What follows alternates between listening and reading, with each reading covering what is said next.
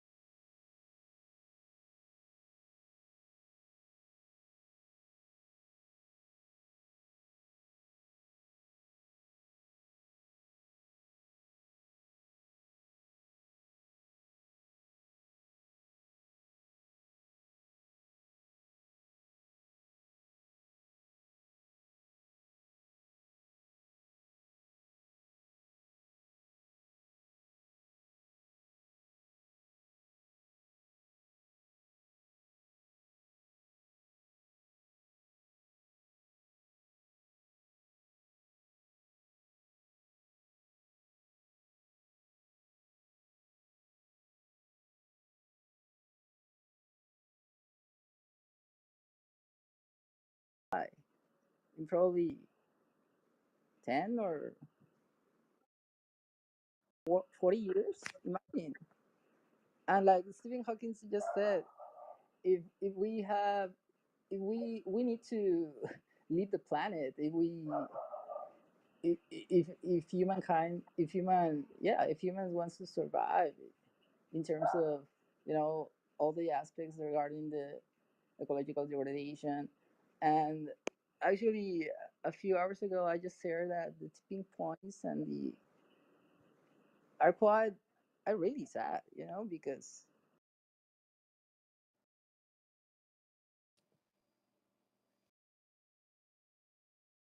I want to jump in and say something as well. I think I now, thought you just jumped out. oh, maybe. You're good, Aloysius. You're good. I can hear you. Okay, cool. Yeah, I think it's now it appears that AI and these technologies and a layer of process over other layers that are being in process. For example, nature. Nature is it's been in process since ever. No, in Earth it's been so complex that it generated life, and it's been uh, evolving within that frame. And now with this new layer, which is AI, that can be, I would say, a tool to coordinate natural intelligence in a way, because we're using it, right? We're natural, and then it's somehow a layer that we're creating on top of this. But what happens when you're like when humans are out, like when we're out of Earth and we start exploring space, and humanity can't, as said before, humanity won't be able to thrive as species in space. And there is where AI will be very important. And I think AI is going to be this thing that can develop new life in a way, because then biotech jumps into the stage, and it can be whole new um, proliferation of life after AI, like this bridging between humanity and something else that can be able to live somewhere else. I don't know if that makes sense, but it would be really interesting to get to know a little bit more about uh, like what's the future of humanity out of Earth. That would be super cool. And I yeah, believe I'm sorry. happy to respond. Sorry for jumping in, but Please, bro, if you please. That was for you exactly. bro, That that's the was time I can specifically for stop. you. First of all, I'm really happy that you are discussing the problems that Lunke addresses, in a sense that it's a tool for systems engineering. And you all know that I've been shooting that for the moon. However, the goal is to model space missions, and Earth is kind of a spacecraft. So to fully model everything that you need to have a successful space mission, you have to model a lot of systems on Earth. Um, you've been discussing like, oh, we need a tool to coordinate, to systems engineer. The tool already exists. I mean, Lunka was released a couple of weeks ago. Um, you can. That's why you should support it on Gitcoin. I mean, Misery, Aluxis, you just everything that you've discussed. Lunka is made to address these issues. So it's just, it's really hard to, I believe, it's really hard to explain what the project is working on. Uh, yeah, that's one of the explanation, but it's a tool for uh, solar scale systems engineering um, to address all of that. However, I really want to also we have a kind of a huge success thanks to Manuel. This Friday, we'll have a community spaces with Sophia Verse, and Sophia Verse is kind of a very serious organization. Maybe you've heard of a robot Sophia, and the guy's been building for several years. They've delivered a lot, and they really love space exploration. So everyone who is interested to learn more about the opportunities and actually their vision, and they are kind of working on the same questions on the applications of AI, and these guys have delivered a lot. So they're kind of OG, and all the Gitcoin grantees are invited to the event. Obviously, it will be dedicated to a way how Sophiaverse could support Gitcoin and to explaining what Gitcoin ecosystem to Sophiaverse community. So it will be cool if everyone here um, would help to well, at least promote the event. Just please make a retweet to a Twitter Spaces. Um, but also everyone is welcome to attend, and we will try to highlight Gitcoin ecosystem and all the grantees who will be there, if it will be applicable. But you know how Spaces goes. Maybe we will be able to make kind of a shilling Spaces, but it's up to Manuel. I do not know any details. I just assume him because he confirmed it today during the night when I was sleeping. So now I'm awake. I see the opportunity and I started to show. So I have no idea what will happen, but yeah. And from that, you know how it goes. Sorry for interruption. Sorry for jumping in, but I'm kind of excited about. Um, Actually, I wanted to start this speech with "Let's grow." Oh, sorry, how it's growing, and I wanted to update that we are growing kind of. So how it's on your side, guys? How it's growing? Let's grow, Rod. Hey, everyone. GM. It's growing well. It's growing well. Hey, Anna. And better How with is the AI. store going? I'm doing good. I went to a party yesterday. I'm not hungover, but I needed to move my body, so that was amazing. But yeah, I'm back. Hello, everyone. I have to get to some messages and stuff. So yeah, please keep the conversation. But it's very fun. So let's recap a little bit. We had a couple topics like what we didn't build AI for art, right? So what is AI for? How do you see us going? We've got the space talk and how we're biological beings and belong on Earth, and how do you engineer systems and get a robot to understand and engineer a system that we could survive in off of the planet. Probably even recreating ourselves, where we're going to become the GMO kind of deal, where we are like modified to live in these different environments, um, as well as then the environment here on Earth. Like we don't want to like run those experiments on Earth, right? We want to have the AI in those other locations and understanding the data dynamics of those other places, and then finding a solution for us to experiment with, not creating it here and then being like, okay, well, we've got it down because Earth is messed up and we have to create a living environment, or instead a living biology for us to exist here still. Um, so I think those are all really great topics and like really good inputs. Also, like using it to progress humanity in a way that's still good for humanity, right? And that's shown over time that even can be subjective. So, like understanding as a whole that we can agree to disagree, but then we still have our structures and our standards and everything that needs to be in place, and like build an AI for good.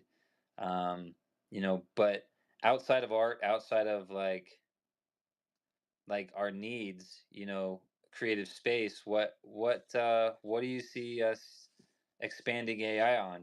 Like what would you like to see us build with AI? What are the dreams that come to your mind with AI? You know, we're really deep in the art thing, which is a creative outlet, and I think that's going to be helpful to start drawing these ideas on how to build creatively with AI to expand us. So those creative thoughts have to happen, um, in this realm for that to happen. So, like Igly, you got more to build on with this? Hey, yeah. I'm glad that Rod mentioned Sophia verse. That was something that I was trying to mention the other night. My friend, artist that we have known for like a decade, Elo. He's been working on the model for Sophia verse actually. So that I pinned it up at the top. That's what I found from his profile that he shared earlier today. It looks like signups are open, and it's like a crypto wallet. So it looks like a really cool experience to start off. And I have no clue exactly what this is, but just kind of know that he had been working on this for quite some time, and it took away from his actual like art. So yeah, just wanted to share that. Awesome. Yeah, thank you for sharing. Sorry for jumping in an interruption. Um, Basically, uh, in some sense, now Gitcoin has support from Sophiaverse, and it's up to us Gitcoiners how to we leverage what we have. So happy to hear that from Igli. It means that there are a lot of interactions. So I would like to invite everyone one more time to the spaces and help us to promote it. And a huge shout out to Igli for doing that, man. Um, I love you. I mean, you know what's needed. You're super cool, and definitely I'm supporting you. You will deliver everything that you're doing. You know how things work. So everyone, please support Igli. This guy will deliver. Will support everyone. He's super amazing. But not only just he's doing great things, he's a great person. He's being like super nice, uh, sharing wonderful alpha, wonderful knowledge, wonderful wisdom. Igli, my friend, you're part of the re fam. Thank you. Yeah, I'm finding a lot of really interesting synchronicities happening right now with artificial intelligence. It's kind of freaking me out. But let's continue on. So like we could grow all the way with Igly. Oh, you can't forget Fractalicia, though. Come on now. The fractals are the true recipe of growth. Practically. Truth, 100%. But Can't grow without that. That is the pattern we of never growth. her. Where are we talking to, Alicia? Oh, we got a good scream out of her earlier, but that was about it. Good let's grow scream, but she's totally busy making art right now. Maybe we could convince her to speak with us one night, though. That would be great. By the way, speaking about fractals, have you seen this artist that is making just, I think, yeah, just pieces of fractals? I think at some point, Owaki reposted one of these pieces. That's really cool. I don't know how to make. Is it AI generated or how do you create fractal art? Oh, I've seen some stuff made with a program called Mandelbrot. It's like that's the name of the actual program, I believe, but it's quite expensive from my understanding, and it runs a lot of GPU. Yeah. Fractals are complex, really complex. Actually, guys, when I was in university on second grade, or maybe even first, I do not remember, but somewhere at the beginning, uh, I have a degree in math and computer science, meaning that I was studying with other students who were uh, who had the same perception. And one of the guys, he was really worried on the uh, calculus classes because it was too easy for him. So, and at the time, one of the first, it was not even a smartphone, it was a very advanced phone.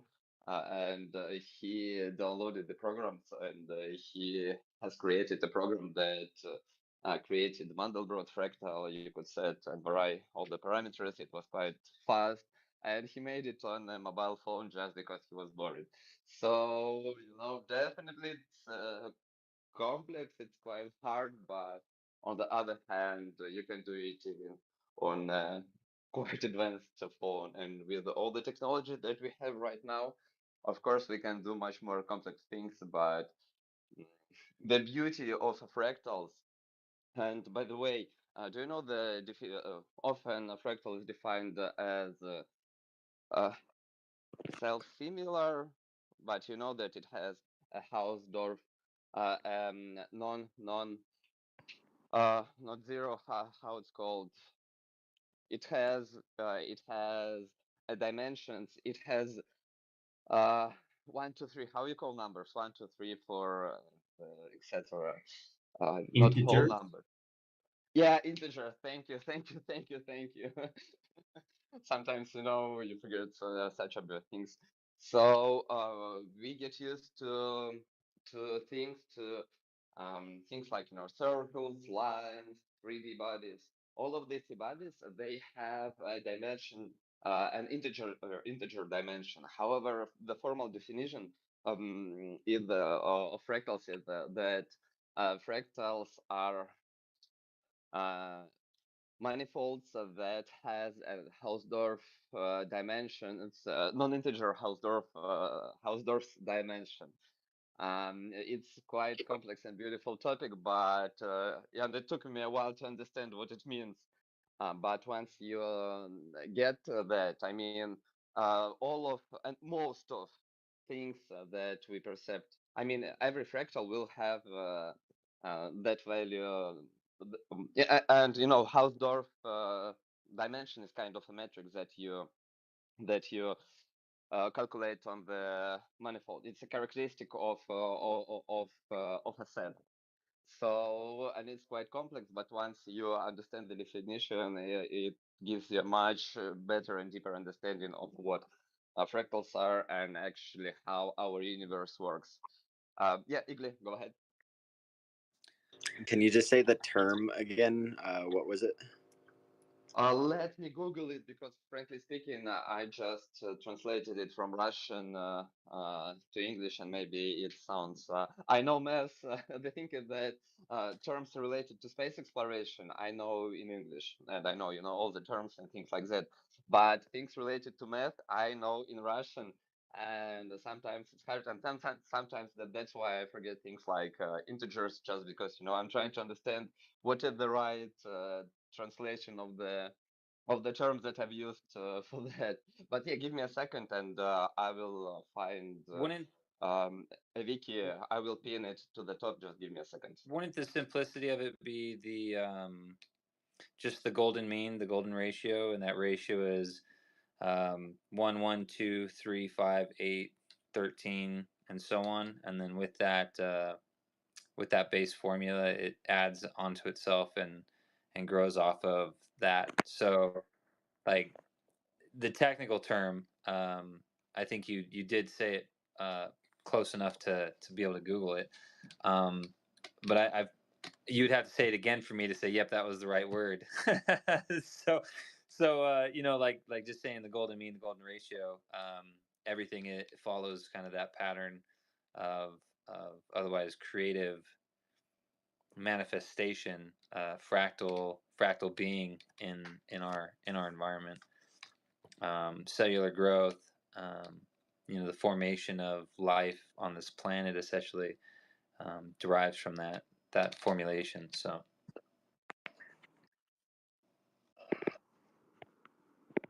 Yes, I see this Hausdorff dimension that you posted from Wikipedia. Great. That's the term that I heard you mention. Thank you. That, that's really cool. That actually reminds me of some mandalas that I've drawn.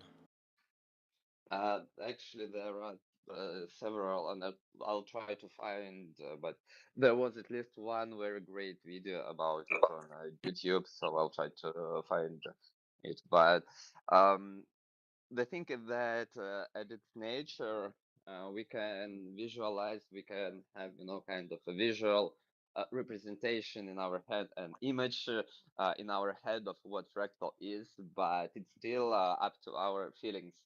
And it for me it took were like years to understand what it means. I mean, what Hausdorff dimension means actually. But now I can say that I do understand it because I can define and I explained it. I haven't think of it for a long time, but I do understand what it means and how it's calculated, and I can define it easily in different terms right now. So I have kind of that understanding, and um, you know that deep formal understanding, that's different. So mandala, it has a lot of similarities, but mandala is just one of the ways how fractals could be expressed in the world. So the whole idea of the fractal is much more abstract, and uh, that formal definition, that's the most accurate definition that humans were able to come with to come to. So I'm kind of a huge math enthusiast. I love math. It took me a lot. I started to understand the math after um, 2 years after I graduated from university. So one thing that they taught me in the university how to use it, approaches, but I started to understand it much later. And now I have now when I understood the importance of math, I'm trying to explain it to everyone, and that's why I believe that math is well, first of all, it's the most human form of art. I mean, only in math, you have no limits. I mean, you can imagine everything, and with every other form of art, you have limitations. If you write something, you have limitation in terms of, letters, paper. If you hand draw. Uh, uh, if you paint, you have keep in mind the limitation of a physical world, but with math, you can imagine everything, and that is beautiful. In some sense, you can create new universes in a second, and math provides you with a systematic tool to make it happen. So that's the beauty of math. It's a systematic tool. You can, just it's hard. It's really hard, but the issue is that the whole life is hard. The whole universe is hard.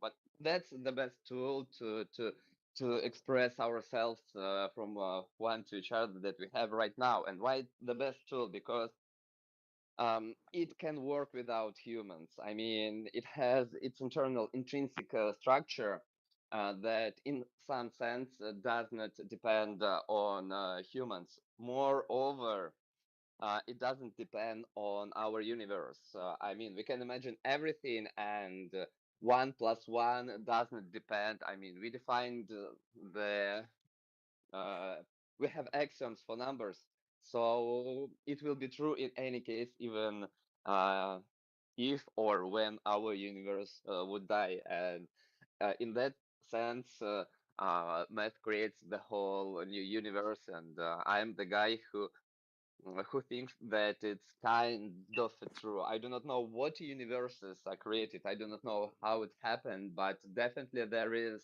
a different world, the world of ideas, and the math is the best tool that we have to communicate and express that world.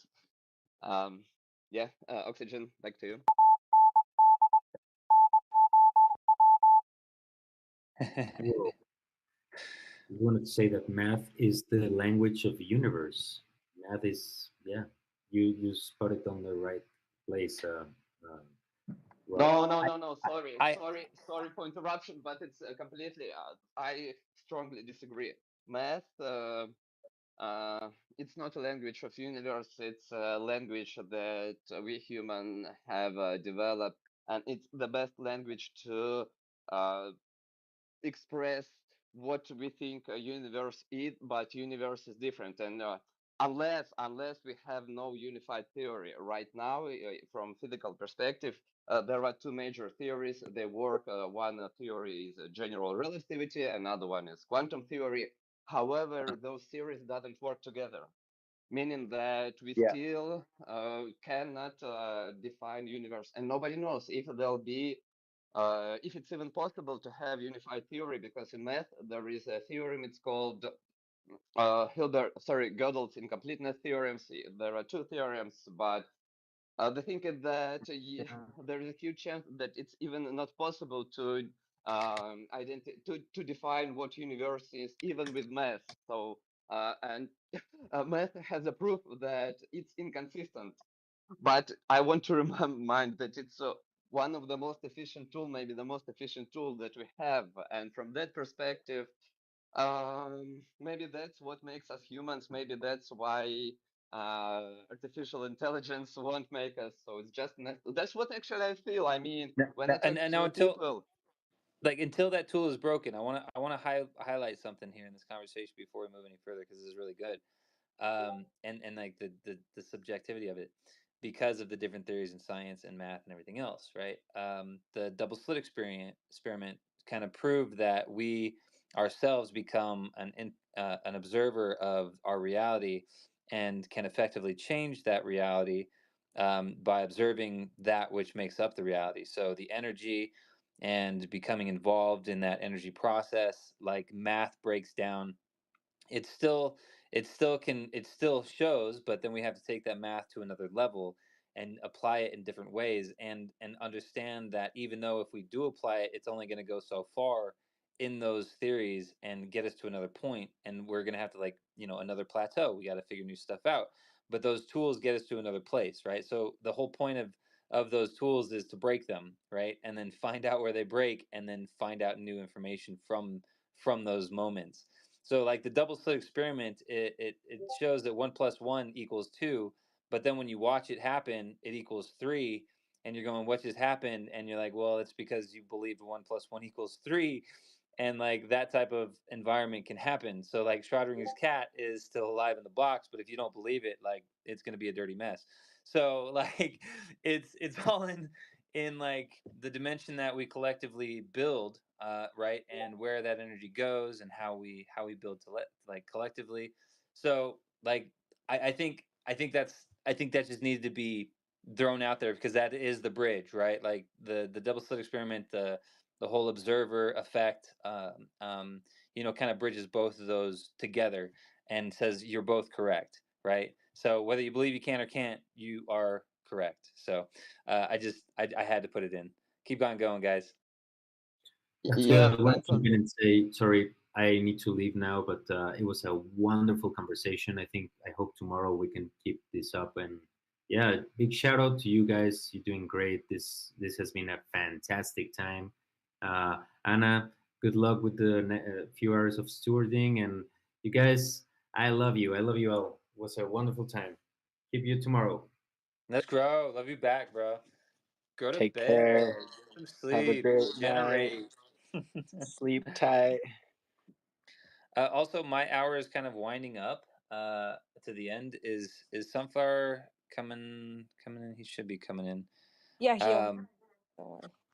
okay, cool. So yeah, let's end with a focus. How can we tie all this into the community we're building? The friendships, the relationships, the tools we're using. Like we just went way out in the left field, but how do we bring it home? Um, you know, what does it matter? All this theory and deep thought and recognition and transcendence and AI tooling, um, down to creative arts, and like how do we bring that home? To where we're at right now. Let's how do we come full circle? It's super simple right now. I mean, right now there is one simple action that you guys could do.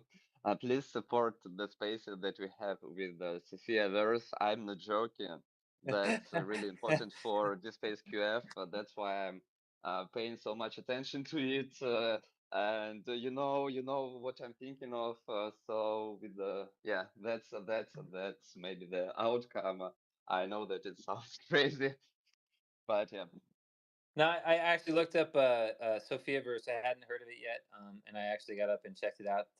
I'll dive deeper into that because it also sounded like Charmverse and Sophiaverse. I don't know what the difference is, but we're going to be using Charmverse as a collaborative It's tool as totally well. different. It's totally different. It's Absolutely, more. yeah, 100%. I saw it.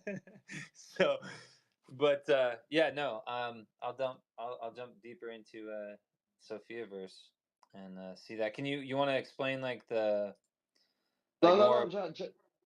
I don't know. Well, I just know that the guys are doing amazing work. They're serious, and they're highly interested in public goods, quadratic funding, space exploration, and what's going on with this space. And Got it. uh, they think that I'm not asking to take a look at and spend your time dealing with subscribers. Maybe you won't be interested in the specific product that they are working on. However, they're quite big, and in a sense, they are our friends. So um, they're just joining the ecosystem. It will be the first touch with the ecosystem. So it would be cool to show them what Gitcoin is and why they should join Gitcoin, why they should support Gitcoin. They actually are potential sponsors. So we just have to show the what's going on here, and that's the main point. So I'm not selling the product. I'm Got just it. selling the community and So growth to the community. awesome. I do want to before we take off, before I hand over, I am looking to rejuvenate the green chip movement. We were talking about this at a space earlier about the green chip NFT and what it means to be regenerative. And so we want that to be, well, we mentioned it to be part of the Let's Grow DAO, where kind of the Let's Grow is a all encompassing environment for us all to be a part of, and then focus in on our individual projects, with being, some sort of regenerative verification, being a green chip, similar to the blue check on X here. We would have a green chip NFT that's kind of soul bound to the project wallet, which would state that this wallet has gone through this checklist of verification and now is kind of like the passport, right? The Gitcoin passport kind of proves humanity score and all that, where we then begin to grow our regenerative impact score. So that's kind of what the concept is. We have a Discord, the Green Chip NFT Discord. There hasn't been a whole lot of activity in it in the last year, but I'm thinking we can still kind of launch pad from there, rejuvenate it with new purpose and new people to kind of drive it more appropriately for a wider audience. Um, we want it to be non-biased in a sense. So like the Let's Grow is non-biased, where even the logo image there shows the collaboration and um, cooperation of many units, bringing in many more units and building their project up and being part of the bigger flow. So the Let's Grow flow DAO can be kind of a housing for everybody to gain, that title of a regenerative project and being in the regenerative community as a whole. Like the green pill chapters are like the green pillars. They're like onboarding, and they're like, green pilled this, green pilled that. I got green pilled. I took the pill. I drank the Kool-Aid. We did the green thing. So like that's its own little thing. We've also talked about, in essence, finding your place and like escaping the rat race and becoming a regenerator as a job title, right? So like we've talked about, how do we build that environment to support people to do the thing that we need as a community to grow the community so that we can then bring in the new ideas and the new support structures that help everybody grow.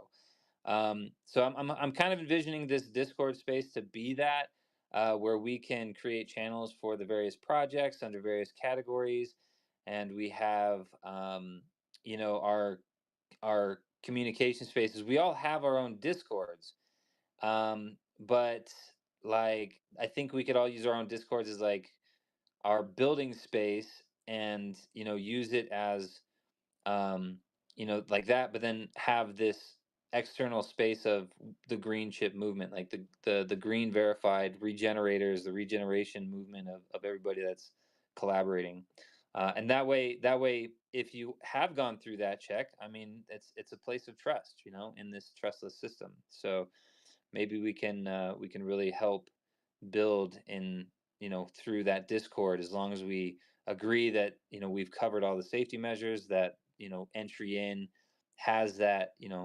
So we were talking about voting through the Let's Grow DAO to create that space, and that's kind of my envisionment for it all. So I'm going to leave off there. I know I still have a couple minutes, but I do need to close up a few things and actually put you guys on the back burner so I can get some work done before I have to cut out for bed. I got a lot of work tomorrow out in the field. But that's kind of what I've been kind of wanting to work on. I've got a couple other projects that are in the works, but I think that's going to help all of us grow. So if we could put that also in the back of everybody else's minds and build on it, I'd really appreciate it. So if you want to become part of it, I'll post the link in the comments, and if somebody could throw it up in the garden, we can grow it. We had a hand up from Phantom for a while. Go for it, friend. And thank you, Oxy. We love chatting with you. Yeah, thank you, Oxy. And I was just jumping in because, you guys are asking how is it that we can kind of make sense of all these abstractions and mathematics, and why is it that we need it? And part of it is reality, objectivity, right? I think we are all kind of looking at a standardized way to look at the universe, and sometimes we have so many subjective opinions and biases. The observer effect introduces a bias like no other, and yet it is one that drives reality, because it is each of the observers that give new context and perspective that we accumulate as knowledge, right, as human understanding. And for that, yeah, we need some layers of objectivity, some layers of subjectivity. And yeah, these higher levels of mathematics do exist, and that's kind of the higher levels in every field, right? I think theory and practicality always have a small layer of discernment. We are always trying to walk that fine line, and sometimes what we think is real may not seem real to others. But at the end of the day, I think we have to show impact. We have to show where in the world can it be applied, and how is the priority. Like, I can observe a black hole, but what is the impact of that in probably changing, the Planck constant, or some other idea that fundamentally changes our understandings of the universe. So I definitely think, citizen science and mathematics is going to be as critical as we kind of observe the changing world around us, and we try to regenerate, right? But what are we regenerating? How are we regenerating? We all have our metrics. So definitely, I think these kind of mathematics and data driven policies are much more used to kind of drive from the abstract, but also something that we have to understand are even layers of subjectivities themselves.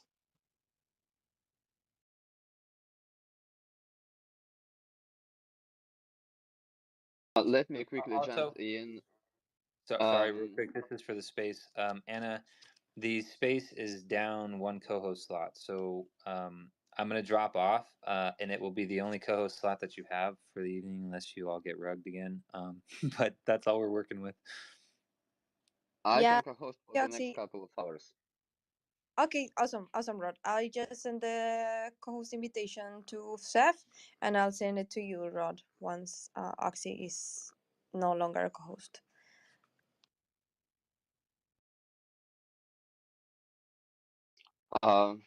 So maybe you won't hear me for a while, but I just wanted to highlight Phantom Observer. He's amazing. He the first time grantee on Gitcoin, and the thing is that he has the grant on Gitcoin. Sorry, he was building a Web3 community around all the ideas that we were discussing long before Gitcoin, and that's why you should support him. I mean, you know, you know this guy will deliver, and so that's why I mean by supporting him, he will grow the ecosystem.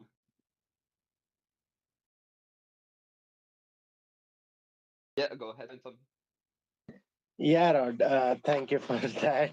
And just wanted to say that I just observe the world, right? It's not just Web 2 or Web 3, it's just about us moving forward and sustainability. And one of the things is you never know everything, right? You want to help the world, but you need to know where to start. And so I definitely think that we all are probably blind by various aspects of life. You know, maybe some of us are too busy actually doing the science to be on X trying to learn about Web3 and DeSci and all these things. But I probably had the opportunity for a while to focus on X alongside my academic research. But you know, now that it's coming to an end, I'm trying to figure out how do I continue. You know, how do I contribute to research, to the world, to help people understand the cosmos. And Web3, I think, is definitely a part of it. I think Web3 is much more active around it and much more community led, which is why, as I was building out a community, you know, I got to meet Grant from Copernic Space, right? And so these kind of people are just helping you understand the ecosystem better and also understanding how space is kind of you know, centralized. And that's kind of where we kind of came together in our missions, because I was looking at democratic access to space, right? That was my research, but I couldn't find the actual, you know, impact for people, or the kind of things where I saw only few reports doing the environmental impact of such a commercial industry that is going to be worth billions. So I was like, okay, how will people understand this if this, like, you know, is such gate kept knowledge? So that's kind of where I found you guys, like the Space Quadratic Funding, the Gitcoin ecosystem. So I have only joined since probably the Gitcoin 19, but it's something that I feel is a very new way. I saw Polygon do a Polygon Village quadratic funding. So that means quadratic funding and kind of democratized ecosystem led voting and governance is moving forward and getting adoption. So it's about activating around it and having people, I don't know, participate and understand governance, because I think for far too long, our democracies have definitely been led by politics. But now there is kind of a moment where we can have a little bit more data behind the policy. So we don't have to just go for the politicians themselves, but also have these kind of, you know, green impacts that we can understand and support the projects. And it goes beyond just people. Sometimes it goes into the legacy and mission.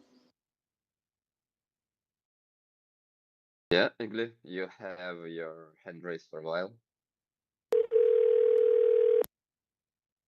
Yes, calling on oxygen. I cannot find you shilling your grant on your profile once. Where is it?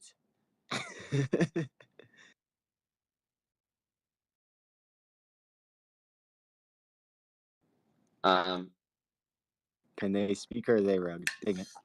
I Oh. think Are you? he rugged, but he should be I'm back. Can you connected hear more. me? Yeah, he's back. Okay.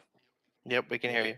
So my grant, I don't know if I prepared it properly, and like our grants for Oxygen, Oxygen is supposed to be a platform, a crowdfunding platform, an equity crowdfunding platform, but without using those specific terms. Like it's a member platform for an investor or members. It's a member platform. I can't say investors. It's a member platform. It's a private group you join so that you can gain member rewards and member services and become a service provider, a member service provider. And so like that's the model for Oxygen. But Oxygen was built and born from our conservation organization that works with the Navajo people.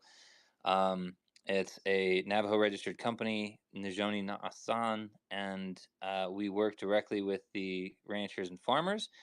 So it was a sidestep, it was a pivot from our original project because we needed a new tool, we needed resources, and Oxygen was born for the need of those resources was to not just ask for money, but create a platform that allowed for investors to interact with our members, and our members could do with the thing, and then the token tool that we created on the platform would be the investor tool to do what investors do, and that's increase funding.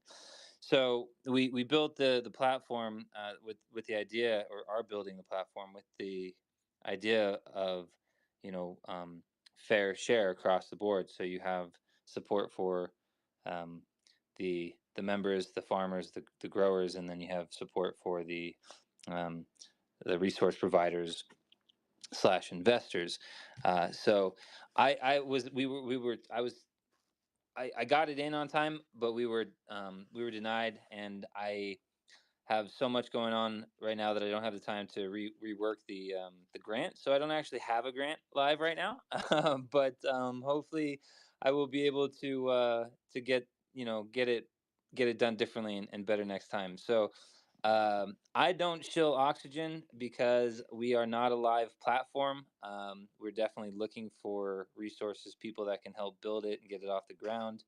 But again, I don't know exactly what's needed yet. So we've come a long way with it. We've built a lot. I have some ideas on how to integrate it better with Web3. We've got, I have one developer, and he just recently had a kid this year. So I mean, I've lost a lot of ground on development progress this year. But it is what it is. Life is great and grand. So maybe maybe that's just not what I'm supposed to be working on. So, but no, I don't shield because we're not we I if you gave me money, I wouldn't know what to do with it right now for Oxygen. I couldn't pay my developer to step away from his kids. You know what I mean? So, yeah, it's yeah, man. I'm helping build the projects out there, and if anybody has the gas to pass me, man, let's grow. Grow, get it, and I'm all for it, and I'll help you push forward even more. Um, no holds barred, man. But thank you. I really appreciate you. I really do. So I love you guys, and I have to get to some actual work, so I'm gonna drop myself down to listener again. Just a quick, But I love y'all. just a Of course. quick comment. It's Thank you totally so much. fine. It's totally fine. I mean, everyone has the same problems. Maybe, everyone has different nuances, but it's totally fine. Yeah, so yeah, go and build it. You will build it definitely. I mean, the thing is that right now I prefer to be in touch with people who build no matter what. I mean, because they will continue building while and it will make the impact. So you will definitely succeed. You just have to wait till you succeed. It will take some time. I don't know how much time, but I'm sure. Yeah, the hill. I believe that's the road behind. GSpace QF. I believe we are not so familiar, so the mic is yours. Hey, family. I just wanted to say, it was good this morning. Had a great chat this morning. But hey, Oxy, I just want to tell you, man, like, your original project design and the whole thing that you went through for that was really really good, bro. Like legit. So, um, I know how you feel when you're like, yeah, I don't know if this is what I'm supposed to do or not, but I'll tell you, your ability to create platforming resources for people is pretty high, brother. So I wouldn't ditch out on it. I would really push through. Maybe a little shift in direction here, let things rotate, right, and see what comes out. But that's the facts. Like honest, I've known this dude for a long time, okay, and he does a great job. He's a good man, and he really puts in the work. I've seen him put in 30, 40 hours at a time to get things done, which back in the day when we were all doing that was not the healthiest way. But the fact is that we got it done, and that's what it took. So, Oxy, man, I appreciate you, brother, and I always have, mate. Big love. I see Rodrigo down there too. Big What's love, up, brother? brother. Appreciate you. Hey, what's up, Heel? How's it going? How's your grant going? You going well? Cool, it seems. Hey, Nice. I see that you applied for Carl Connect. I That's did. awesome, man. I got it in on time and everything. Like with all the other things I was doing, I Awesome. barely made it. I mean, I'll tell you the truth. I barely made it. It was like literally last minute, last day, um, because I didn't know you had to, like, um, I didn't know it was on like the Optimism network, right? And I didn't have anything over there like on Optimism, so I was like, oh my god, like, and it took me a minute to sort of like move resources to get that done, but I did get it done, and we're live, and it's working. People are donating, so I'm really thankful for that. Like that's amazing to me.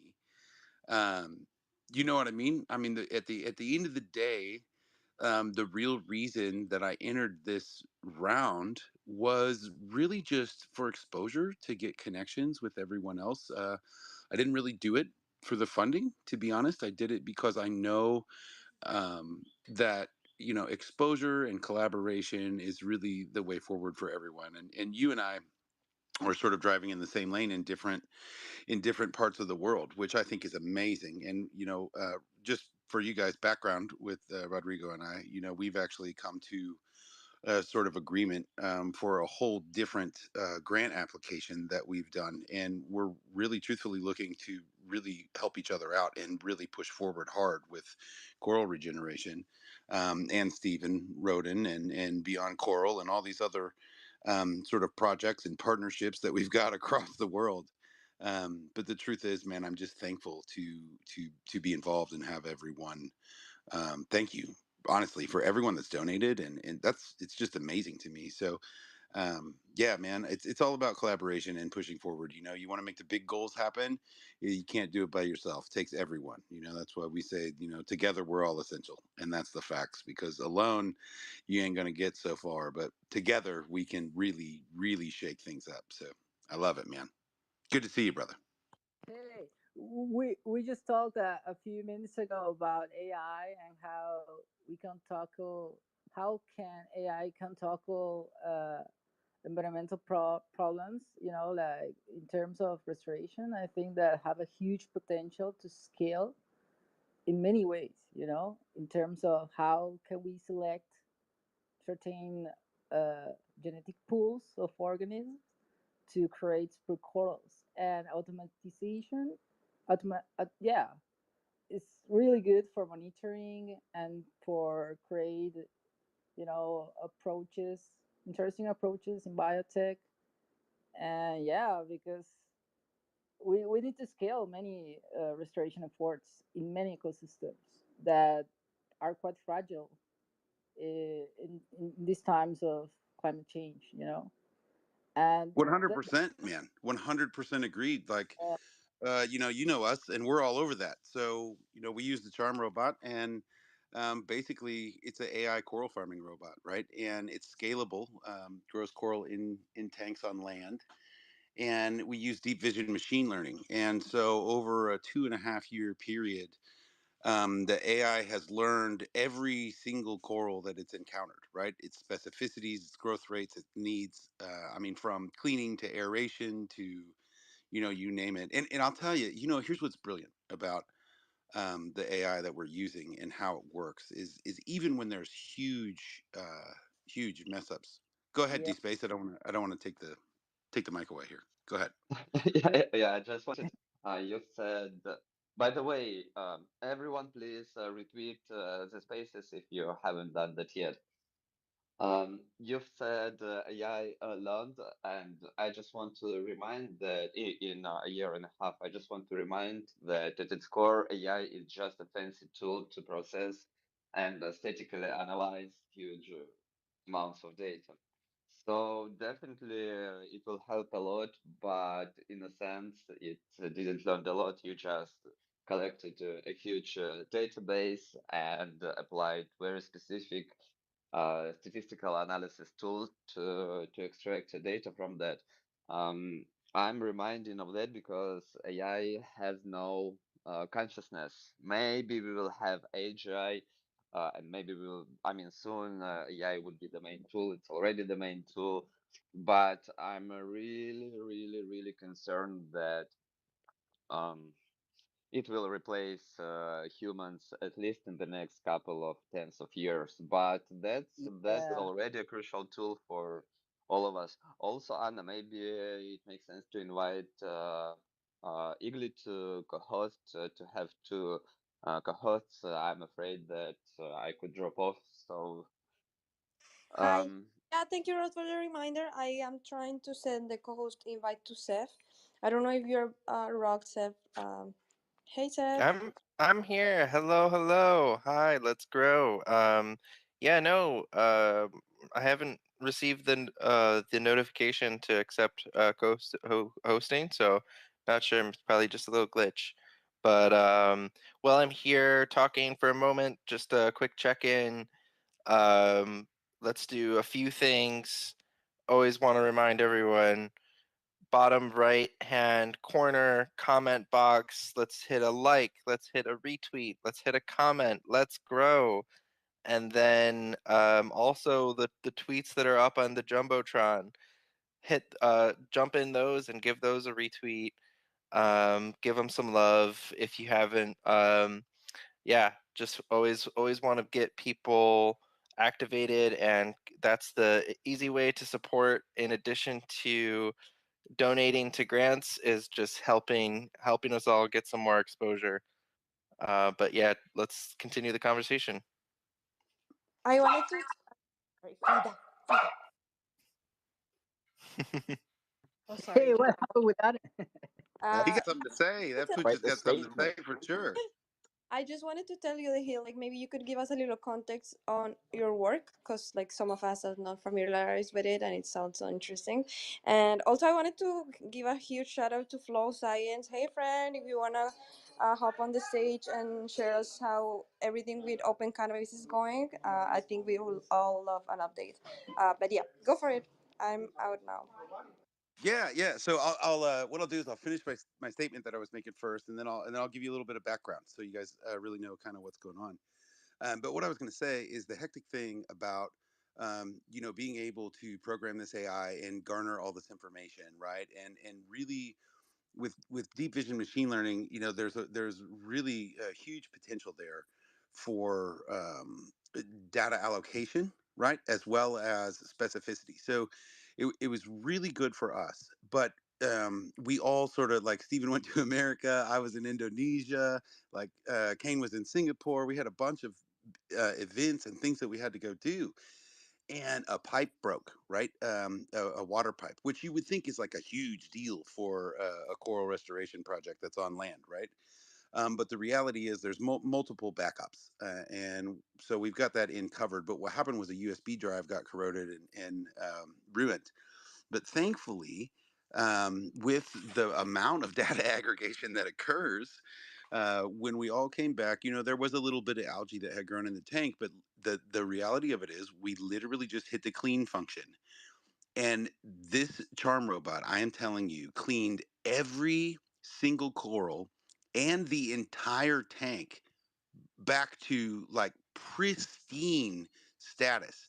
My mind was blown, because we all thought, oh man, this is a pretty big deal, because anyone that knows about coral, right, algae is a big deal, right?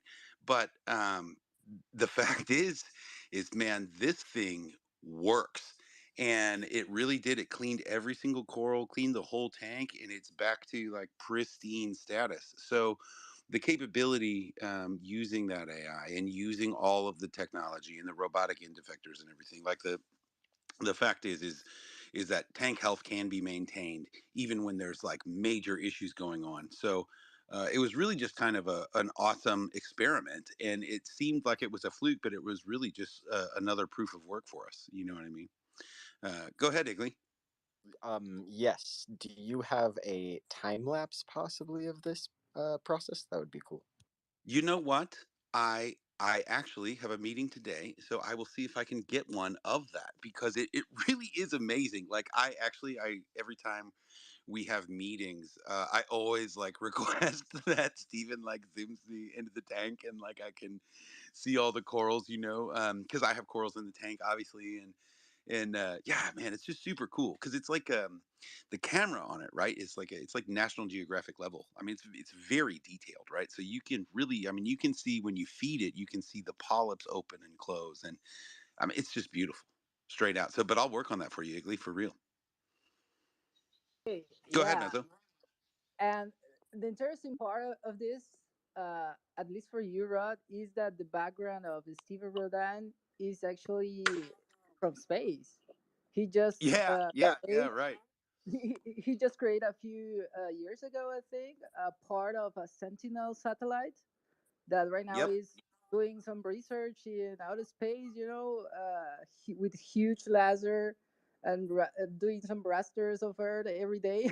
So it's the interesting part, and I Yeah, really man. Steven's into like a whole bunch of awesome. Like, so, okay, so here, so I'll kind of go through it and give you guys the background, right? So, a couple years ago, we started an NFT project, and it was really like a test project, right? To see if people would do the right thing for the right reason.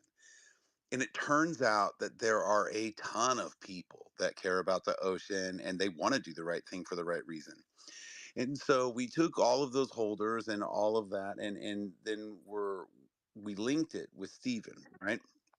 And so everyone that has a cycloturtle, that those are our NFTs, that was our original project. They will, every single cycloturtle will get a disc in the tank. So there's choices, right? You can go for research. You can go to be replanted or outplanted directly into a reef from Reconnect Island in Indonesia, or perhaps the Bawa Reserve, or that's probably actually saying too much. I shouldn't really spill the beans on everything. But the fact is that we do have locations that we're getting ready to put out and put this charm all throughout Indonesia, Palau, and we're actually have meetings this week for the Red Sea, for Dubai, and everything else. But long story short, we met Steven, and he had this amazing tech going on, and he had built the charm robot. And at that stage, it wasn't really at its capacity that it is now. Now we can grow in a regular size tank. We can grow about 1,000 corals in 6 months, and they can be, then they're ready really to be outplanted.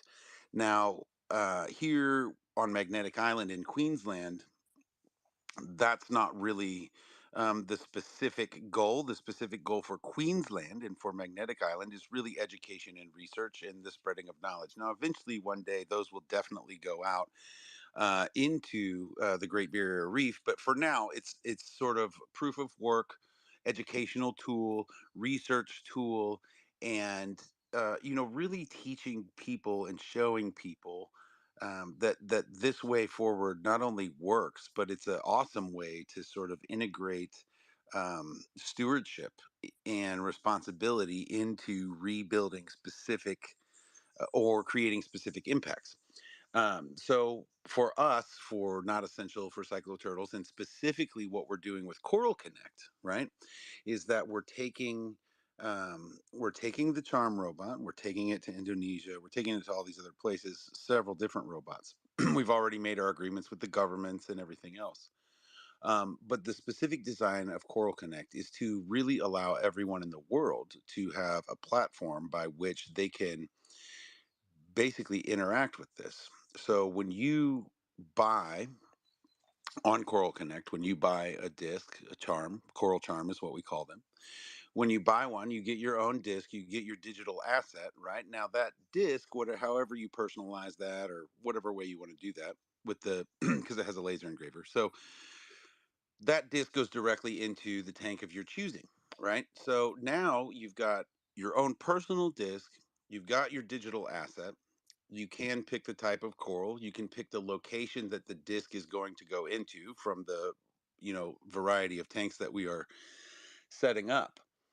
So really, we thought to ourselves that we needed to not only change the way charity works, but change the sort of standard in coral restoration as well. And so, being able to sort of pull it all together, right, is the key. And that's really what we're doing with Coral Connect, connecting directly to the API for Charm, and really making this accessible across the world. And specifically, I don't know what you guys know about the Indonesian market or TikTok or Instagram and all of that in Indonesia, but it's the largest market.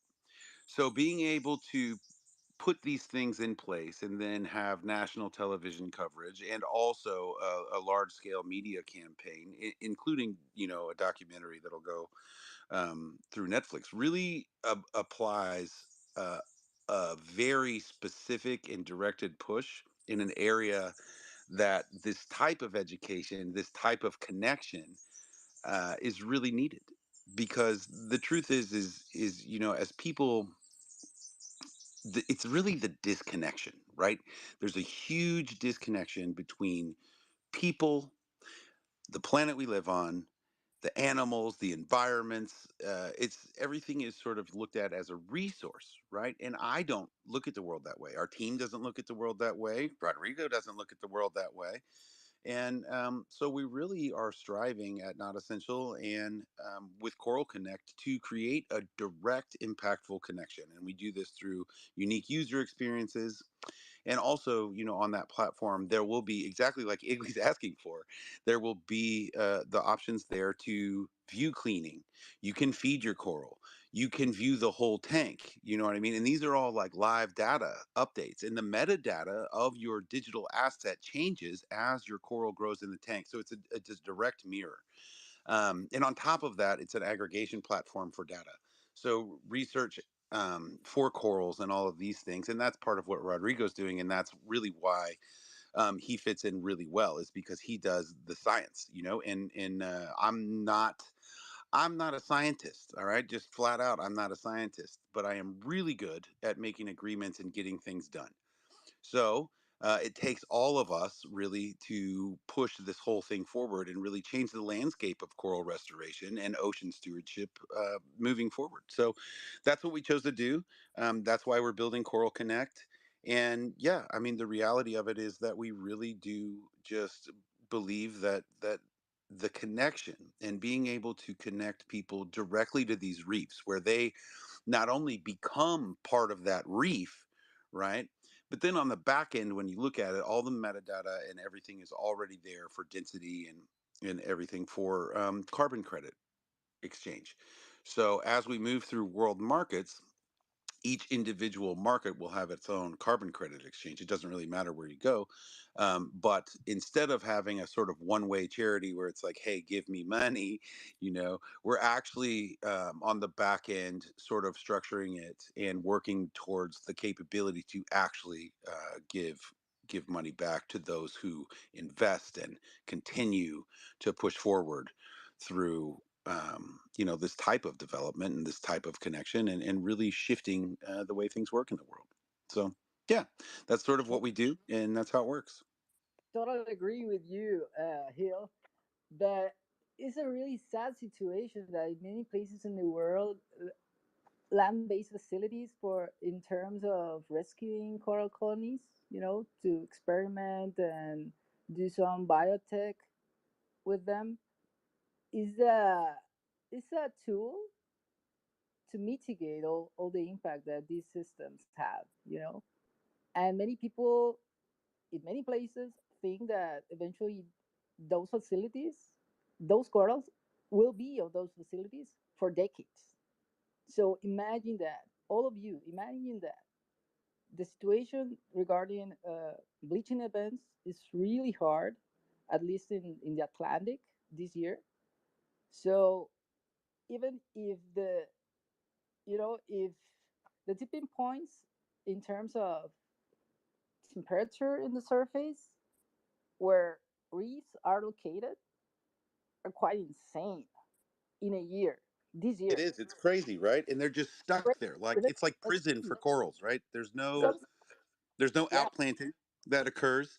Hmm. And it's yeah, so the big deal with this is you guys, corals are alive. Like they're living animals. It's not just a carbon structure. These things are alive. So when you buy into all of this, right? Like we're not selling you a coral. That's not your coral. But you do get the digital asset. You do get the twin charm, and you do get to take care of something that builds a better tomorrow, that does provide a specific structure for regeneration, for biome diversity, and for maintaining a specific biome in all these different places. Ah, man, you guys, I gotta go. I got a call, and I have to take it. But I love you guys. I'm really sorry I have to go. I'll try and come back. It's Love nice you, meeting man. you. Love you too, man. Yeah, go get it, brother. Go get it. Tell him what it is. Yeah, yeah. Actually, with Hill and with Steven, we just applied for a coral for the Cordat program of this year. That is around 1.5 million of USD. you know, for many projects around the world that wants to tackle the situation regarding to coral reefs ecosystems worldwide. And many projects of last year, this year is the second cohort, and many projects of last year focused on innovation, and any project has a component of, the fourth industrial revolution, like AI, blockchain, and all that. And in this year, I think that many, at least a proposal for Hill and for Rodan will have, me as a co-applicant, will have a component of that, and and a main proposal where where wh- where Stephen is also and Hill is intrinsically involved, will have a component, of create a region hub for corals, if you want to see it that way. And the main aspect of that approach is basically create a hub, a digital one, and a land-based facility in the Yucatan Peninsula where are many corals that are supporting climate change in the Gulf of Mexico. And you say, why the Gulf of Mexico? Because the Gulf of Mexico has a thermal tolerance. The Campeche Bank has some interesting aspects in terms of oceanography that basically there's a huge diversity of corals that are thriving in the conditions of climate change, at least for this year. Many healthy colonies that we don't see in the Caribbean these days because of terms of coral diseases like stone coral tissueless disease, like the thermal breakdowns. This year has been awful for corals in the Mesoamerican reef. We have seen huge skeletons of Acropora palmata. This coral is quite emblematic, and actually is the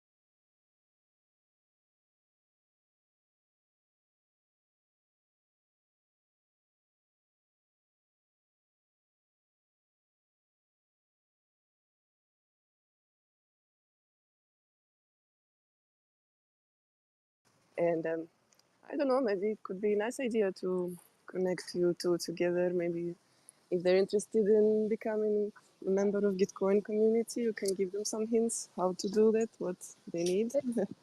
Hey, sorry, what was the name of the initiative? We should onboard Uh, them.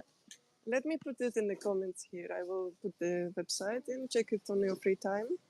I will appreciate Yeah. it.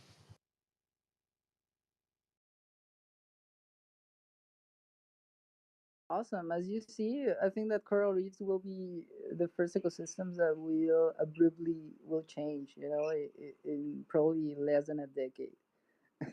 But yeah, I think that we need to have some hope and be Are creative. there any examples of coral species that are actually doing better with the changing ocean and climate change? Are there examples of species that are actually flourishing due to the changes and adapted to it? Yeah, I think that there are many labs that were working to create supercorals. The people at Cost uh, are doing a great job, and actually there are many people are quite getting involved little by little in terms of design. I just saw a few weeks ago, a few days ago, last week I think, a guy that had a plenary in terms of microalgae on a DSI, talk. It was interesting because it's quite gradually the process of onboarding scientists to create some innovations using Web3 tools and design in many aspects. But in terms of creating super corals, experimenting basically, playing like your god in many ways with the specimens. There are many labs like Root Gates Lab I think that they're located in Hawaii that have been doing a good job. Unfortunately, Root Gates is in our plane, but their students they are doing a good job in trying to create some super corals, in many islands in Hawaii, and in Cairns, in Australia, there are many people that are actually involved in many aspects of how can we create super corals. And in terms of it's quite complex, the situations to create a super coral, because a coral is composed of three parts or three components, and these three components are basically a macroalgae, an animal that is the polyp, and a microbiome, yeah, like the ones that we have in our guts. So it's a complex. It's quite complex because usually varies between colonies, and it will depends of the zooxanthellae, that is basically the microalgae that is located in the polyps, and the microbiome that is located inside the polyp itself. So it, the one paradigm in restoration, in coral restoration, is that many aspects of, because restoration is basically create or recreate the the species that were in the past in those reefs. But there's a new paradigm that we will not achieve that in simple words, because many coral species are disappearing on a higher rate, and we need to uh, suppress or create new reefs. And that is quite intriguing, at least for me, because how can we create some ecosystems and restore them with new species that will serve or recreate the functions that the species that were gone had in the past. So I think that there are many aspects that coral restoration needs to tackle, and there are many. There's a consortium that usually have gatherings every year and talk of those situations. And many people are are quite experimenting with the corals, as you see, and it's quite interesting. And I think that many aspects of the fourth industrial revolution, AI, blockchain, IoT, will serve us as a scientist and as a humanity to succeed in the short term, or try, or at least explore in a higher rate all those plethora of options that we have. So in terms of, there are other synergies that actually are quite uh, pressing pressure in many environments, like invasive species, like overfishing, like bad practices, like mass tourism. And yeah, I think that probably blockchain and other web tools will will mitigate all those aspects in terms of traceability and accountability. And at least for now, we were trying to disrupt some traditional paradigms in terms of coral reef uh, conservation and in conservation biology in the whole sense of the word.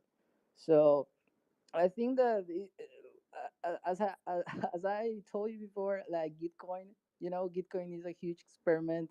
We're pretty early, and I think that eventually we are on the same stage as many other protocols that of you guys.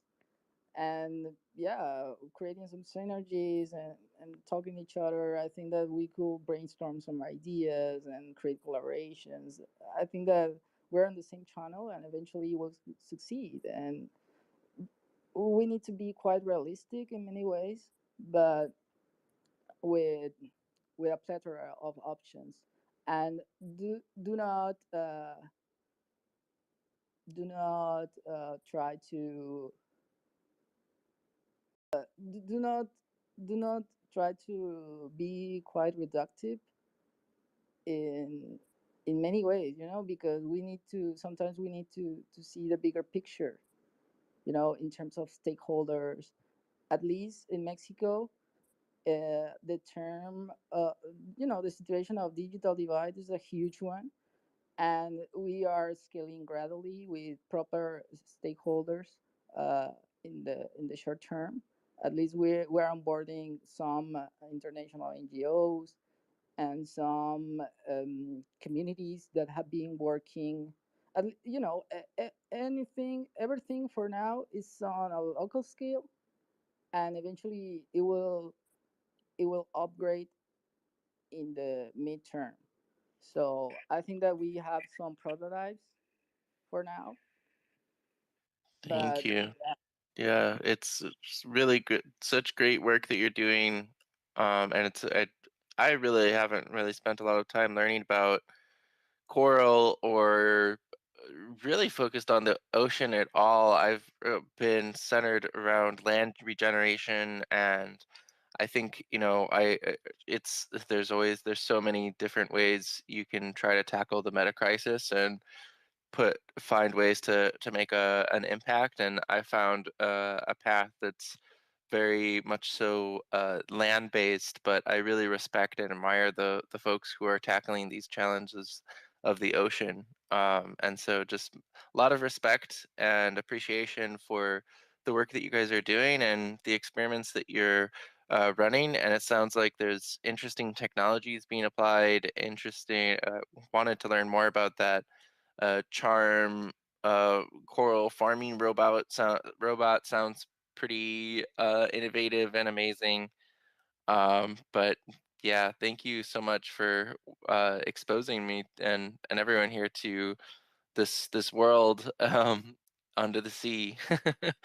um, yeah.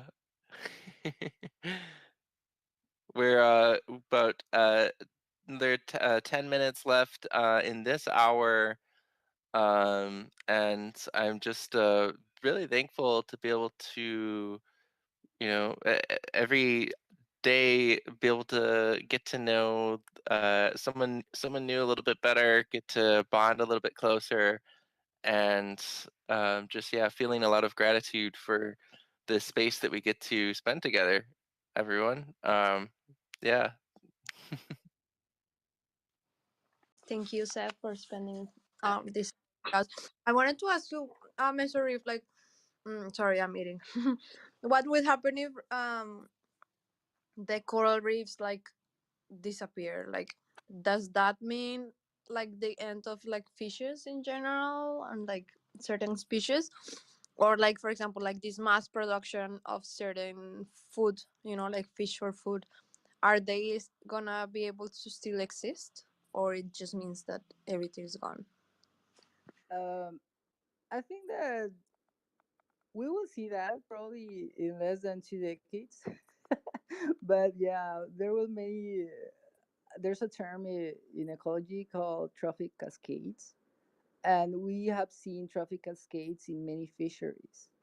And in terms of biodiversity, I think that if we see in terms of complex systems, uh, coral reefs, it will, the foundational aspect of that ecosystem, the shore ones, are the shore reefs basically are the corals, the building corals, because as you see, there are many shapes of corals, and every coral has a functionality in the ecosystem for certain species of ecological importance. There are many herbivores, carnivores, piscivores, planktivores, and every it's like a big city. Every species and every guild has a function, and if a function, there's a term called actually functional redundancy. If we have many species doing the same function, basically the reefs will sustain uh, in a certain amount of time. But if we deplete many species, like we have been done since decades ago in terms of overfishing in reefs, you know, at least it's really sad because you're in Thailand, isn't it? Yeah, I'm in Thailand right now. I'm actually Yeah. like this, like hearing you talk about all of this, and um like I am very scared of the ocean because I once almost got drowned. So yeah, I had like a very bad experience, but No I do worry.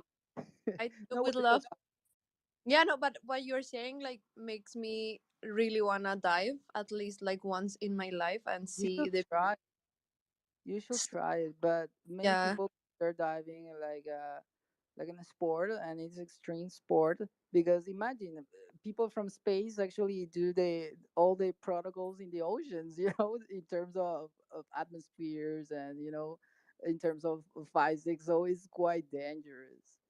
And yeah, but in terms of how the reefs and how the goods and services will change, uh, at least for now, in terms of protein. And imagine there are many island economies like the ones of Thailand, like the ones in the Mesoamerican reef, like the ones in Australia, and in many island nations that depends, their whole economies depends of coral reefs. So imagine if there are no imagine if there are no living creatures in all those biodiversity hotspots that are reefs. Many people will, their biochemical all the biochemical cycles usually depends of many functions of certain species, like fish, and other invertebrates, and uh, even the sand. At least there was a scientific paper that say that a huge amounts of sand that we see, the sand that is beautiful, and usually is poop of parrotfish. in many island nations. So imagine that if we do not have those parrotfish in many reefs, in many locations, eventually all those island nations will be like, you know, their biogeochemical cycles will disrupt, and will create a, you know, in terms of functionality and structure, will be degraded. We don't know how much will be degraded, but eventually they will change in many aspects, you know. And for us, if you want to see or want to be more anthropocentric, for us it will be okay. We're humans. We only will migrate, and you know, the people that have the, you know, the position to do that, and the other people that are quite vulnerable, the ones that are in the community and that have been lived there for years, will be stay there. And yeah, they will be stay there probably, and will start to doing some things, you know, like crime and other aspects, you know, of sociocultural problems that we have in many parts of the world. And yeah, so I think that if we have a healthy environment, or not healthy, because that word is quite, mm, I don't know what to say, it's quite arbitrary in many ways.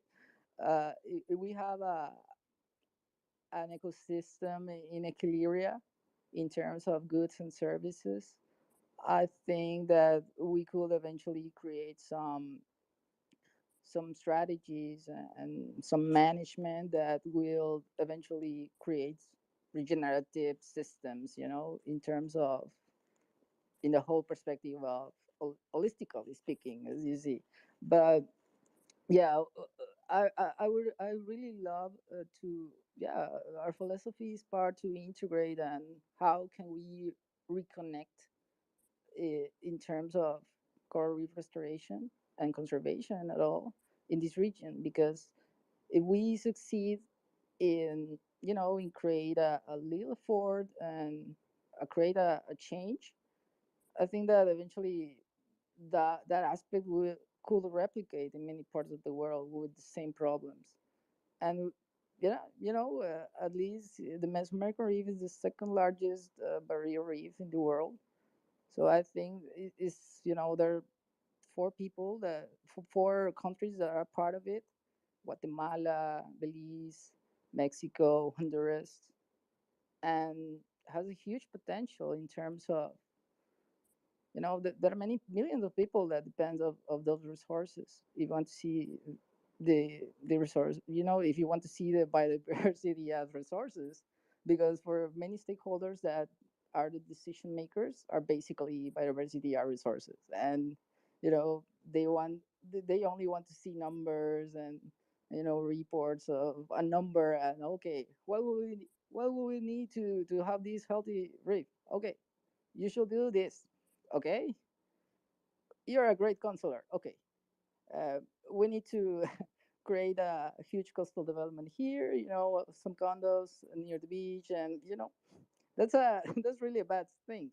And the mitigation approach of those coastal developments are really bad in many aspects. You know, even they do not have a sewage treatment, at least in this region. And in many other parts of the world where we are located, is the same situation.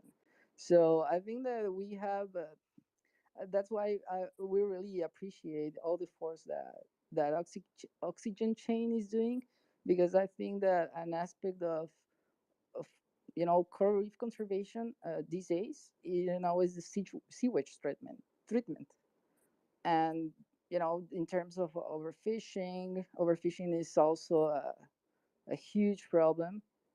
And also, you know, climate change for bleaching, and you know, in many other organisms like in shells or gastropods have caused, you know, the degradation of the shells, basically, you know, the carbon calcium. So yeah, I think that we will see in probably decades how the things will go. And at least at least for mitigate, I think, because we are, the tipping points are just rebase, are just, yeah. And yeah, we will see. We will see. It's really cool to live in this epoch of humanity where the reefs probably will change abruptly and many people will be displaced. Even not only for these ecosystems, climate change. Have you seen how will be the rate of migration in in terms of climate? It will be really, it would be a really good aspect to for governments and for transnational treaties and all of those aspects. But at least we need to tackle and mitigate all those aspects in our trench. I have that philosophy. If you can make a change locally, probably could scale regionally. And yeah, we need to explore and create webs to to see or to scale all those prototypes and to master some strategies, to replicate them worldwide.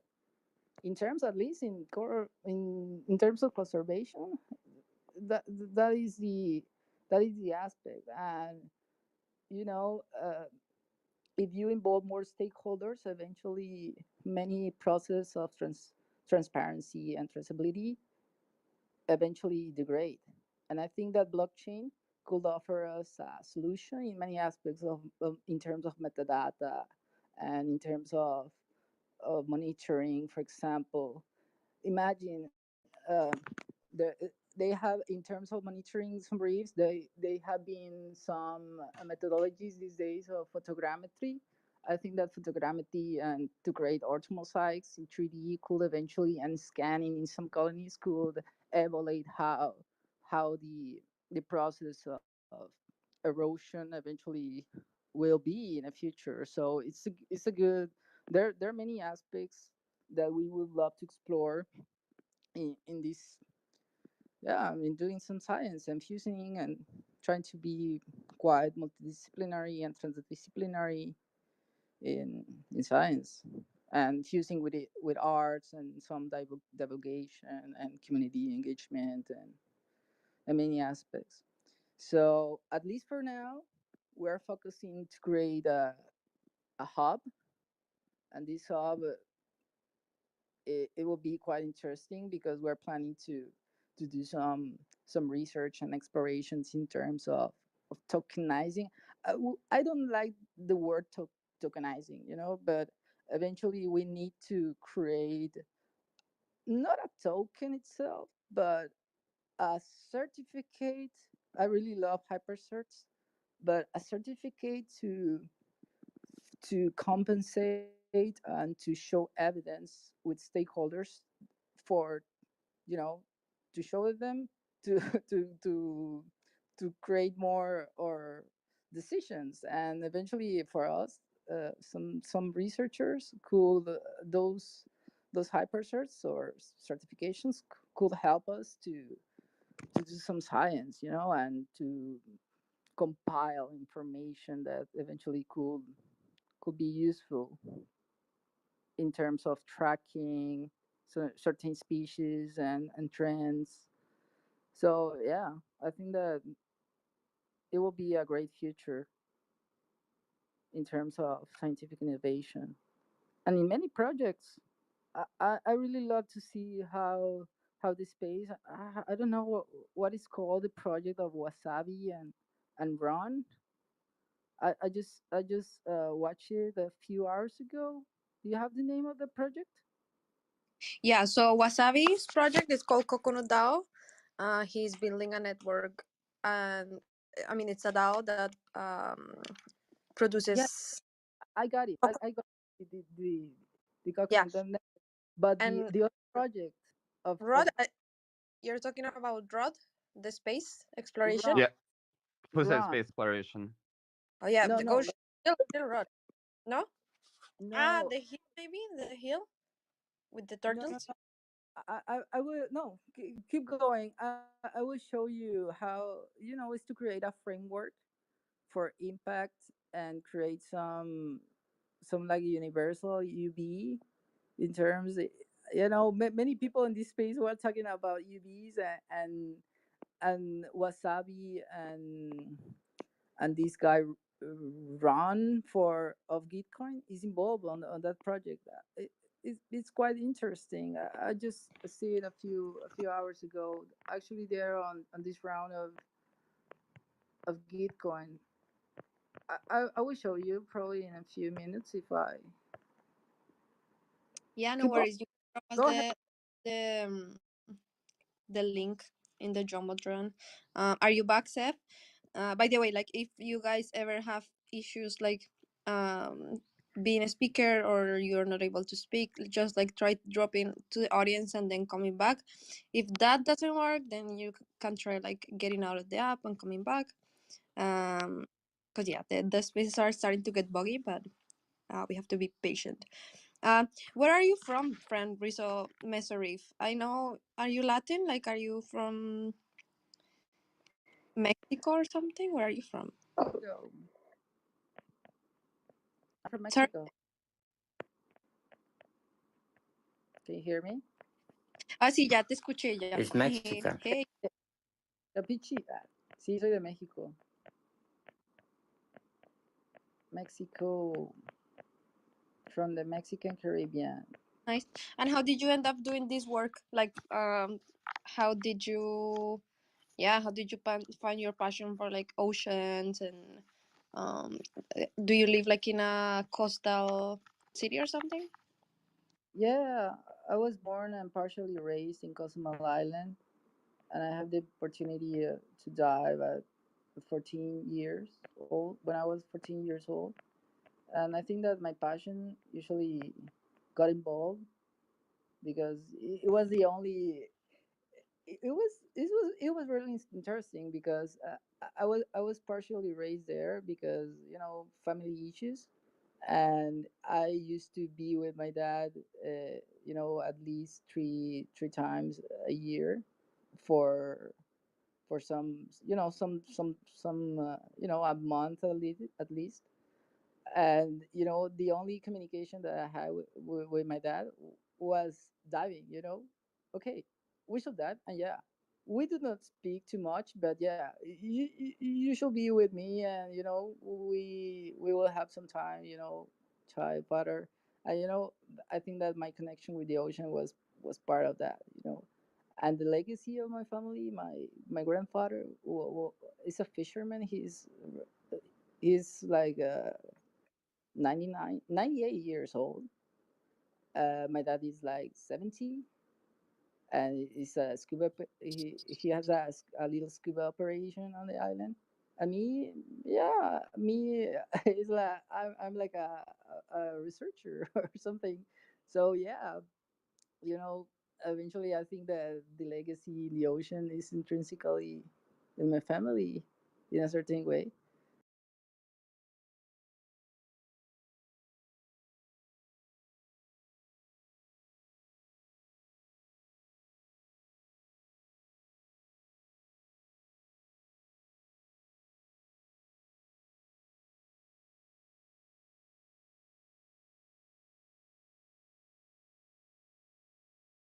Being on the island of the first operations of the island, and me, I'm I'm just trying to mitigate all those situations that we have in the present.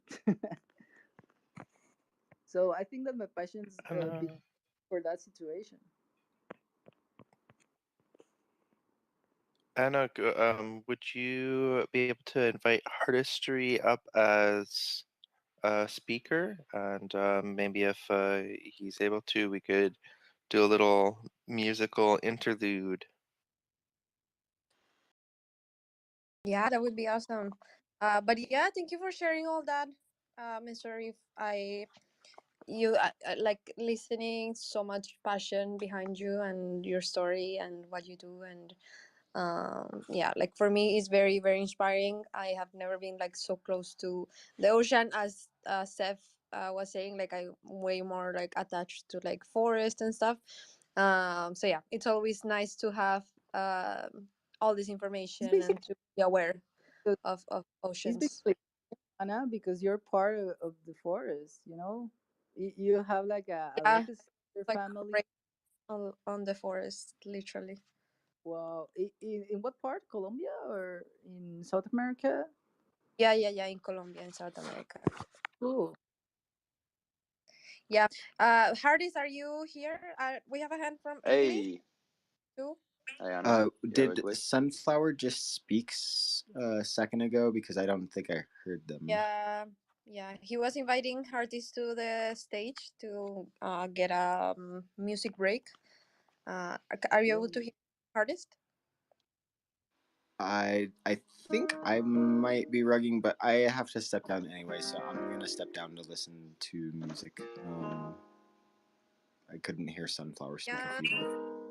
nice to have you tomorrow.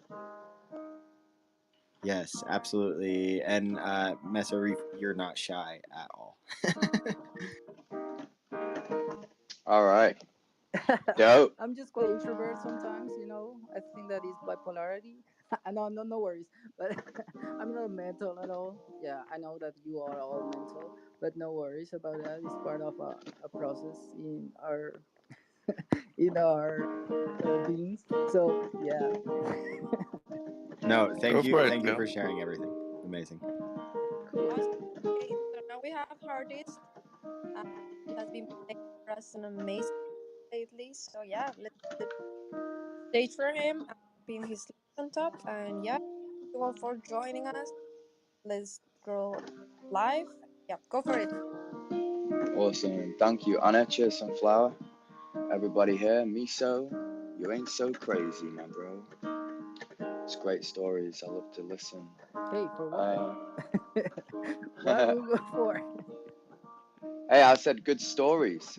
It's great to hear your stories and stuff in the background, especially from where you're from. I don't have access to all these coral reefs, and I think Music, it should be saved, not bleached. You know music what at I'm the saying? background or something. Well, yeah, I just am talking whilst I'm playing. But I'll play you a song that I wrote just this evening. I do a weekly challenge. It's called the Heartistry Challenge. It's designed to inspire people, to show them that the creative process is not scary. So we're on the 22nd week. I took 2 weeks off, but it's almost been straight. And this is today is about drama. I don't care, but I thought I did. Even tried my hardest to, just thought of it. All these minor details makes it hard to see well. We get lost in the weeds, it's impossible to breathe. Step right up, take a shot. If you wanna, you can have another free throw. Unless you forgot, it don't matter anyway, you gotta see though. Hey, what happened? I Have can hear the another free music, man. throw. Can you You hear must me be or not? rugged. Mystery Yes. rocked with all, but we're playing. Have another brief, free throw. But I think that we're rock or we're rock.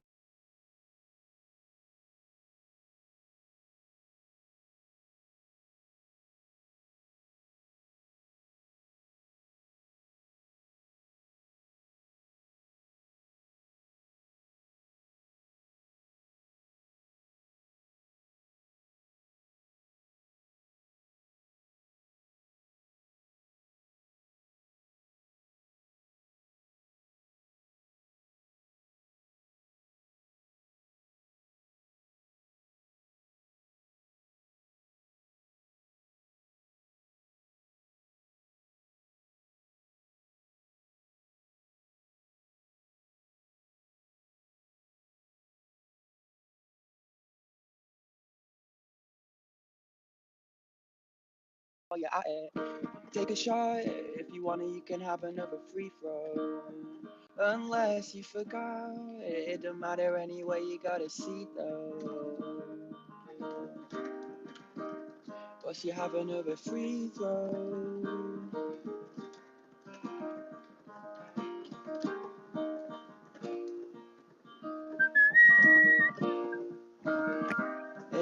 to end.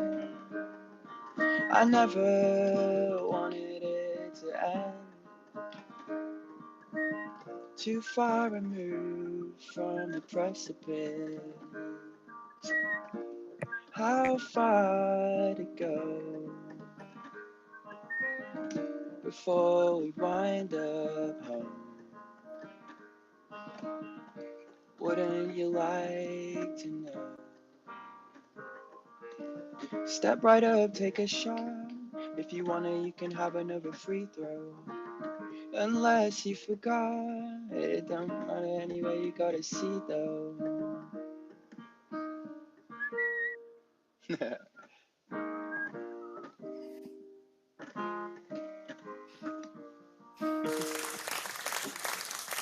we go. Yeah. Amazing. Thank you, Joe. When is your Thank next? you. How Huh? can we do? Sorry, I'm eating. Sorry. When is your next challenge? Like, how can we Next submit a week topic or on Monday. content? It's meant to start on Monday at 5 Eastern, but I mean it sort of starts anywhere between 5 Eastern and like 10 Eastern. So I think I started it at like 3 or I started at like 4 in the morning for me, so that would have been like 10 Eastern I think over there today, but it's meant to start at 5 Eastern. But I just sort of start it whenever, it depends what I'm doing and how I'm feeling, and then I'll just be like, all right, it's time. Yeah, but tonight was a late start. I can do you another one if you want. Do you want another one? This is a rap I wrote the other day. Let's do it. And then we'll get back into this refi. I hope it's me so sorted out now. All right. I'm overstimulated, getting so frustrated. How much longer can you take it? I'm just fed up trying to make it to a place I don't believe in. All these visions be deceiving. Now I'm seething, skip the TV phase, smashing glass and breaking vases.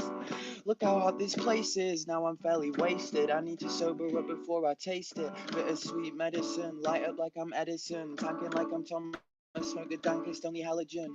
Magically making music, it's a power, don't abuse it. Frequently a frequency, just vibrational you see. Planting trees, surfing oceans with ease. I'm talking after hours, drinkers, apple sour, shooting thieves and cowards. Give me a minute to pick your brain, I'm on the verge of going insane. Gotta let loose or do it in vain, better get set or suffer in pain. Catastrophic with it, wither like a willow. Waste away on dirty pillows, till I'm 6 feet under pillow.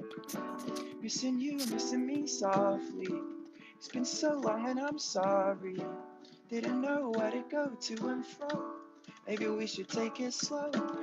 Chemically kamikaze and spacey like I'm starry-eyed. Listen universally, something like a starry night. All this push and pull has me moving like a ship without an anchor on the tide. Fish your pennies like a banker. Don't stab my back, look me in my eye. Cut your throat, watch you bleed like a sacrifice. Kinda graphic, don't you think? Pretty bad advice. I'm just saying words and it hurts, but I have to fight. I'ma do my worst, it's a blessing and a curse. Now I'm speaking this in verbs, I keep calm adjectives. In retrospective, like respected and neglected. If it's battle, then you bested. Just wait till I'm rested, tried and tested and over-invested. For the collective, there's not much incentive. Begging on the curb, say you hate it when I swerve. I've been digging in the dirt and rolling sevens for my sins. Lose my innocence, in the sense I'm failing, chasing wins. What the hell, I'm in the thick of the storm, craving and yawn. Sick of being split into two like I'm torn in light of the morning. When the sun is just dawning, all in. I hear your voices are calling. Stay afloat, you're my antidote. Might as well explode. Tell them you already know, but you don't. Missing you, missing me softly. It's been so long and I'm sorry. Didn't know where to go to and fro. Maybe you should take it slow. Missing you, missing me softly. It's been so long and I'm sorry. Didn't know where to go to and fro. Maybe we should take it slow.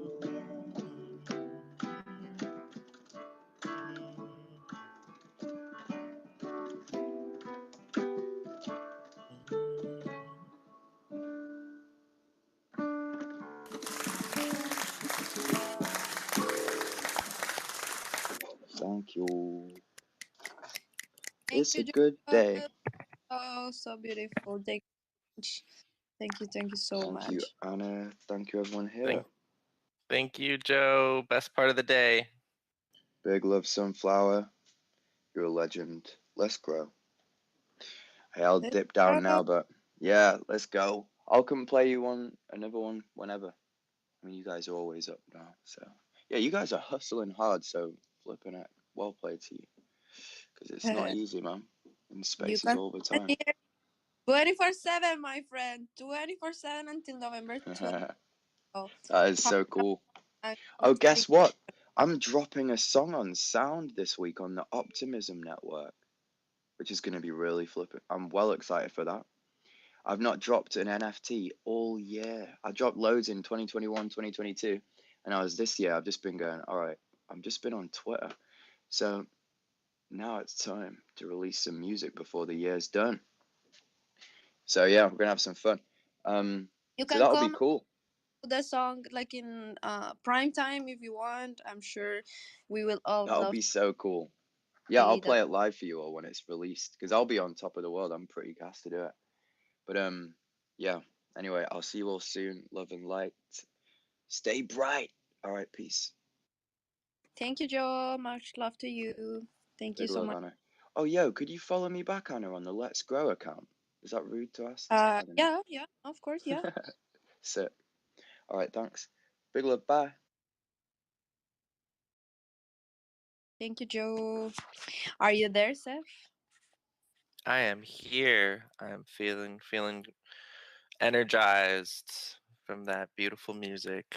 I'm honestly feeling pretty low energy, a little under the weather today, feeling like I might be on the precipice of getting a little bit sick, and I'm hoping I don't, but that music just instilled some new energy into my my body and my soul. So love that, Joe. Thank you. And yeah, welcome Juan to the stage. Juan Tanamera, and we also have Rifai Pangan. I don't know if it's Paul or Anastasia. Hello, friends. Hey, how are you? What time is it for you, Anna? Amazing. How was your trip? Did you are you still in Istanbul or where are you? Yeah, I'm in Istanbul. Yeah. What time is for you now? For me, it's 2:25 p.m. Okay, So 4 hours, 4 hours more. Okay. Yeah, for me it's like 10, 10 and a half. Yeah. I just like wake up, so I'm checking my laptop. And yeah, I will go out like in an hour or something just to explore the city. Yeah. Juan, Oh, did you already went to Hagia Sophia? what? Have to go. It's What? to Hagia Sophia, to the mosque. No, I haven't been. I have to go. Yeah, please don't miss it. It's very, very beautiful. I'm checking right Oh, now. we have What? Carl. Hey, Carl, come here, Carl. Oh my God! Yesterday we have such a nice chat with Carl. But yeah, go for it, Seth. Do you want to keep hosting? I will be happy if you do so. If not, I can do it. Let me know. I'll hang out for maybe a little bit longer, maybe 10, 15 minutes, and then I think I'll maybe take a nap, get some rest, little afternoon nap, see if I can recharge. Nice. Get some green juices. Get your immune system up. I know that they sell a bunch of stuff for like the immune system here, like all these like Tiger Balm related products. So yeah, there's always a solution. But yeah, who was behind Refi Pangan? And hello, Carol. How are you doing today?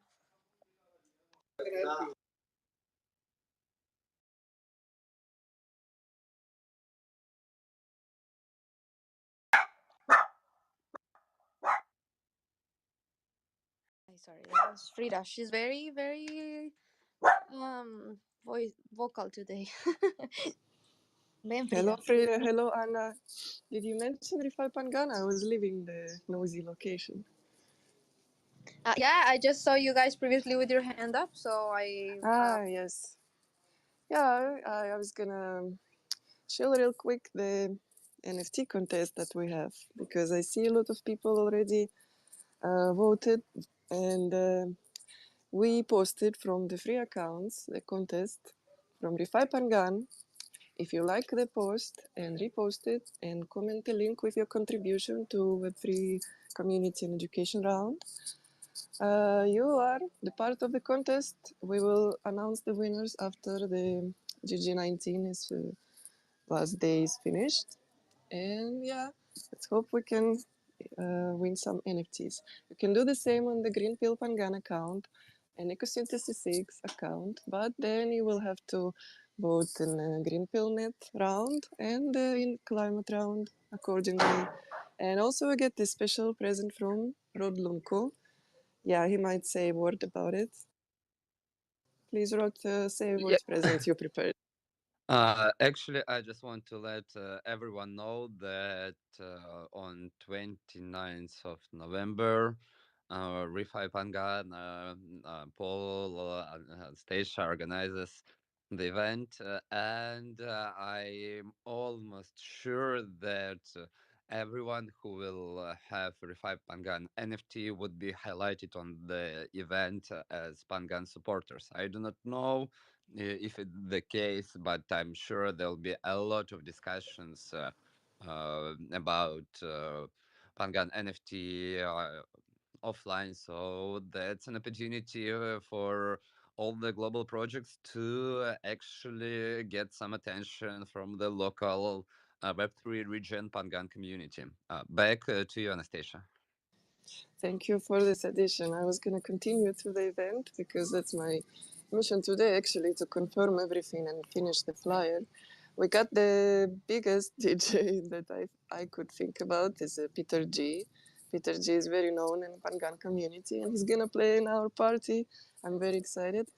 And we are starting to implement the NFT for entrance, but since purchasing NFT is not that easy process that you can implement on the gate when people are rushing to get into music and dance, we decided to do it in the steps. The first party will be free for those who have a Web3 wallet or ready to download it at the gate. And then they can get in. And during the party, we have a chance to talk and interact with people about the subject on purchasing NFT for all our future event entrants. So if they pay 0.2 Ethereum, basically they get free entrance to our region full moons every month, which is, I think, is a good deal if they're going to enjoy the party with our headliner. I think they want to come back. Let's see how it grows. And yeah, this will be fun. Yay, thank you. So we have to, okay, go to the post I just pinned on top, and to participate, let me see if I understood. So you have to show that you supported the community and education round. And yes, 45 Pangan it is. But if you go to Ecosynthesis 6 or Green Pill Pangan, then Climate Round and Green Pill Network. nice. Thank you, Anastasia. Yeah, huge shout out to Refi Pangan and all the community in Pangan. I see that you guys are working very consistently in creating experiences and in like actually using these Web3 tools. Like even if we are not all already using them, you guys are always like yeah onboarding people and creating all these fun dynamics to get people excited about Web3. We are in an island that's already like crypto aware, and many are like crypto friendly and understand it and use it. So I actually think that I am convinced that Pangan is gonna be like one of those success stories on like crypto adoption. And I think you guys like playing this role into like bringing the region movement as part of the equation is like so important. So yeah, I'm sure someday someone's gonna make a research of the community or something, because yeah, it's been super fun. Also, like I love that you guys like include like music, and it's not only about like the talks and and the QR code at the donation zone is also like about music and oh my god, sorry, it's kind of rude. But yeah, like that's amazing, and yeah, go for it, Anastasia. Yes, yes, I was gonna say events is a big part of Refi nodes, and we have to make an events. And since we are in Kopangan, it would be not smart not to make a dancing events. We have a great community here that enjoy the music and enjoy spending time. Um, yeah, I'm also excited about yesterday's talk on Refi Hour. I heard a lot of interesting opportunities coming for Refi nodes in the future, and also very interesting project that Monty is promoting, and he started it, is EBF. I hope today in Refi Hour we raise this again. I mean, actually he wanted to raise it for many days, but it didn't happen. I asked Paul today to remind, and if any project in our Web3 is ready to implement the EBF framework, it's another opportunity for a grant, and it's another community. Yeah, I think everybody should check out the grant of EBF and maybe donate for it. Yes, thank you. Okay, so the Refi DAO is giving out a grant to implement the EBF framework. Yeah, is that correct? Oh, interesting. Seth, would you mind giving like a quick context of like what's the EBF framework, if you're still there? Yeah, absolutely. So, what if we could describe all of these different impactful activities, describe this like ESG type stuff, describe carbon credits and ecosystem services with a simple language that is intuitive and visual. And it starts with 6 words: air, water, soil, biodiversity, equity, and carbon. Almost all impact falls under one of these words and then can be described using icons that represent specific activities, practices, attributes, traits that make understanding the impact that a project has very simple, very intuitive, and can align the goals of all of these different frameworks. It's not replacing these existing standards of the world in terms of, ESG or Vera carbon credit standards or SBTI um, or TNFD. I can give you a million acronyms of standards frameworks. It's not replacing them. It's saying, okay, can we figure out the language that interoperates between these frameworks, where we can describe what's happening in one of these frameworks in a way that everyone can understand and that aligns everyone towards the same direction, where the improving ecological benefits in those 6 words, those 6 categories, is the main goal. And then how we're getting there is all of these sort of specific ways people are tackling it. And the way, an analogy to use is thinking about how Bluetooth works. If you have a phone, a speaker, a refrigerator, your smart toaster, whatever you have that's Bluetooth enabled, there isn't, these developers like hardware developers that are designing the smartphone and designing the refrigerator and the speaker, everything. They don't have to follow a standard for on the hardware side that for each one of those integrations. They don't have to make every single one of those integrations. They just have to follow the Bluetooth standard and be Bluetooth enabled. And that's the digital handshake between these electronic systems. And so think of the EBF as the lingual and also machine readable digital handshake between planetary scale regeneration, ecological um, uh, explainers and frameworks, standards. The digital handshake for the planet.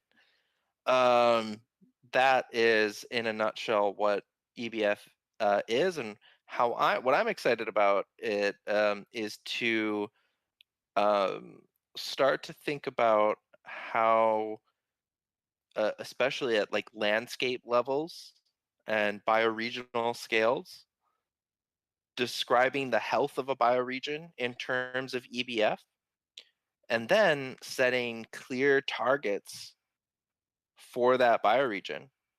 Imagine you have a highly deforested bioregion and the soil is in terrible shape, and you have this a measure of these 6 ecological benefits for that bioregion, and there you have an idea, an approximation of what healthy, regenerated, flourishing ecosystem could look like, and you could kind of like map that out.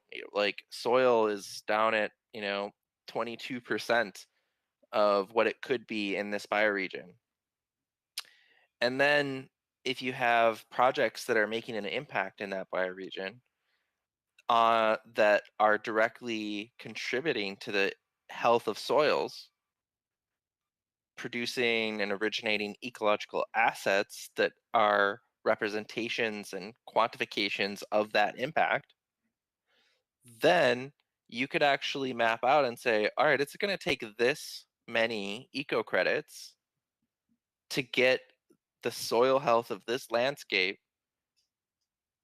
to a healthy state. And you could actually like make it really tangible and contextualize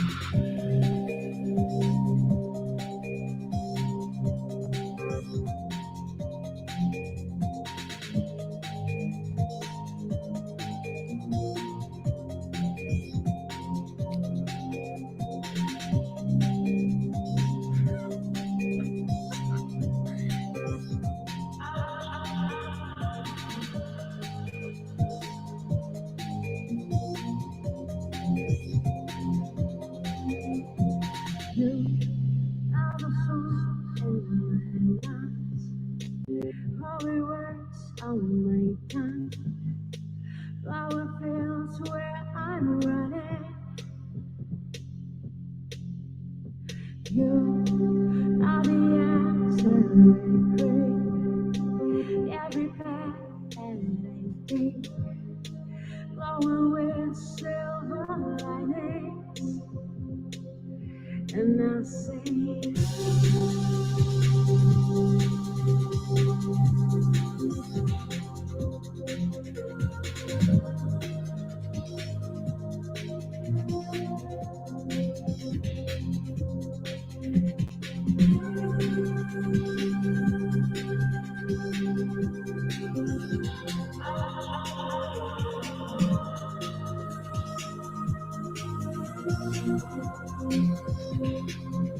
and I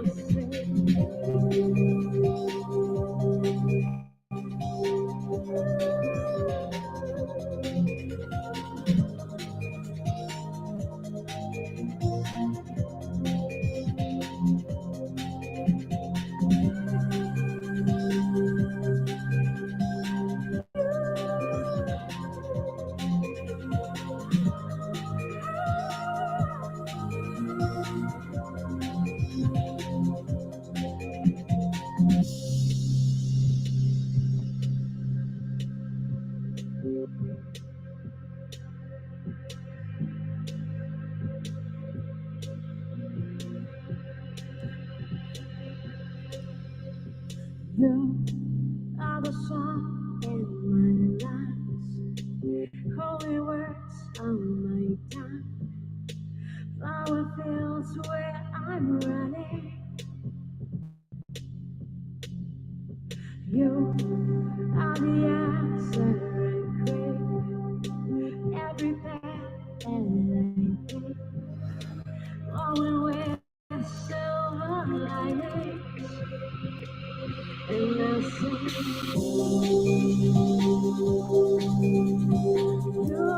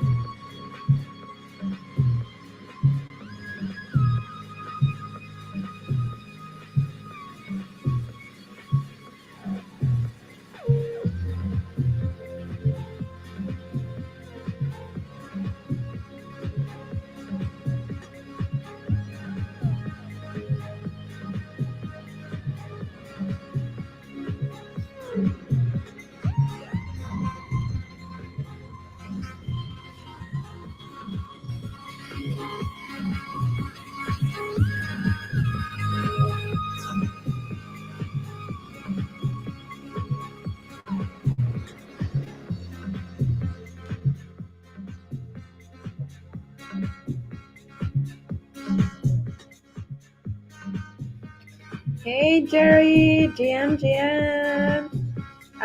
We're waiting for Utkarsh. She's gonna be here like in 10-15 minutes. And yeah, we just had such an amazing morning, a lot of amazing content. We had some sick music, and yeah, I think you're bringing a guest, I think. So, but yeah, let me know, and while you get ready, we're gonna keep playing some music.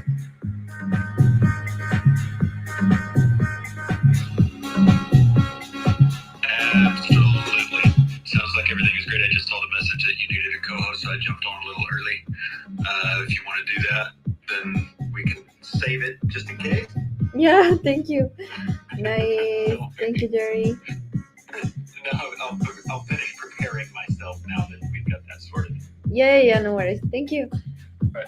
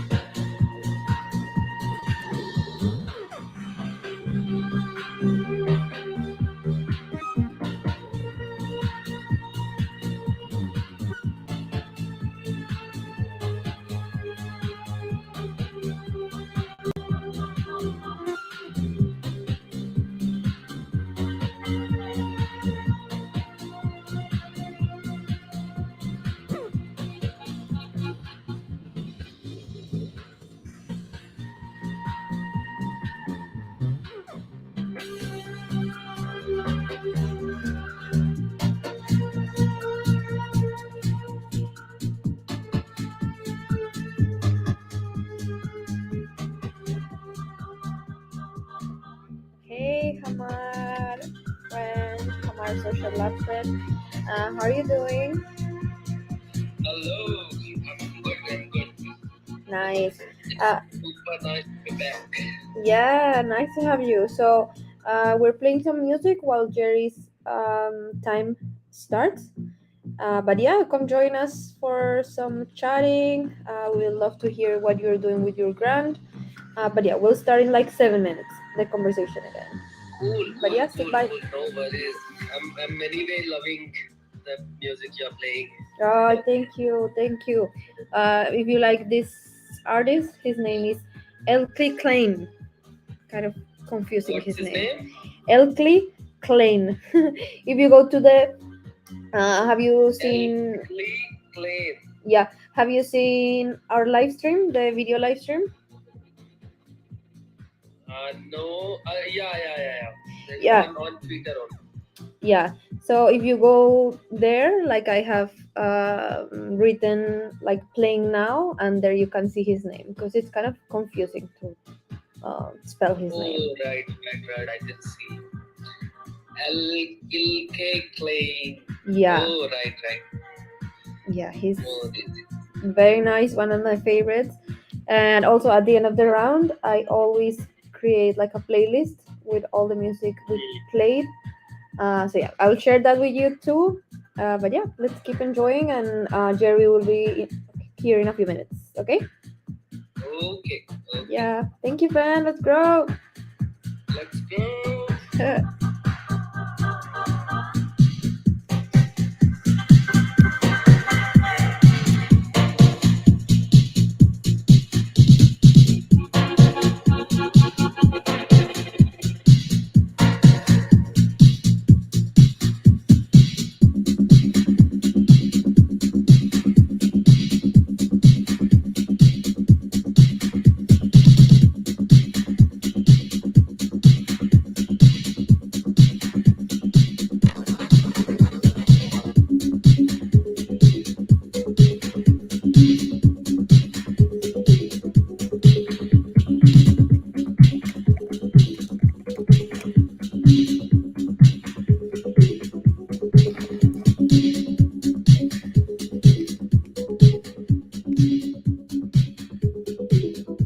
Alex, how are you doing? GM.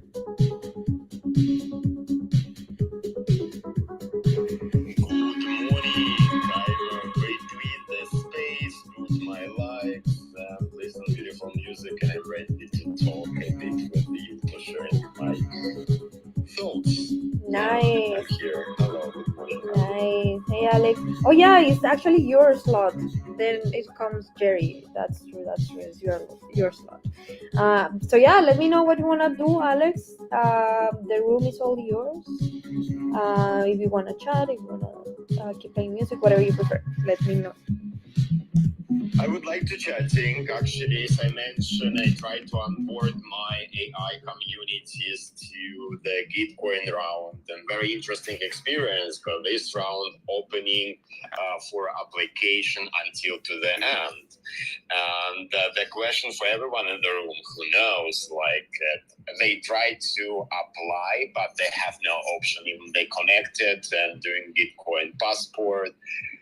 Maybe someone can give insight or in life how to do it right now.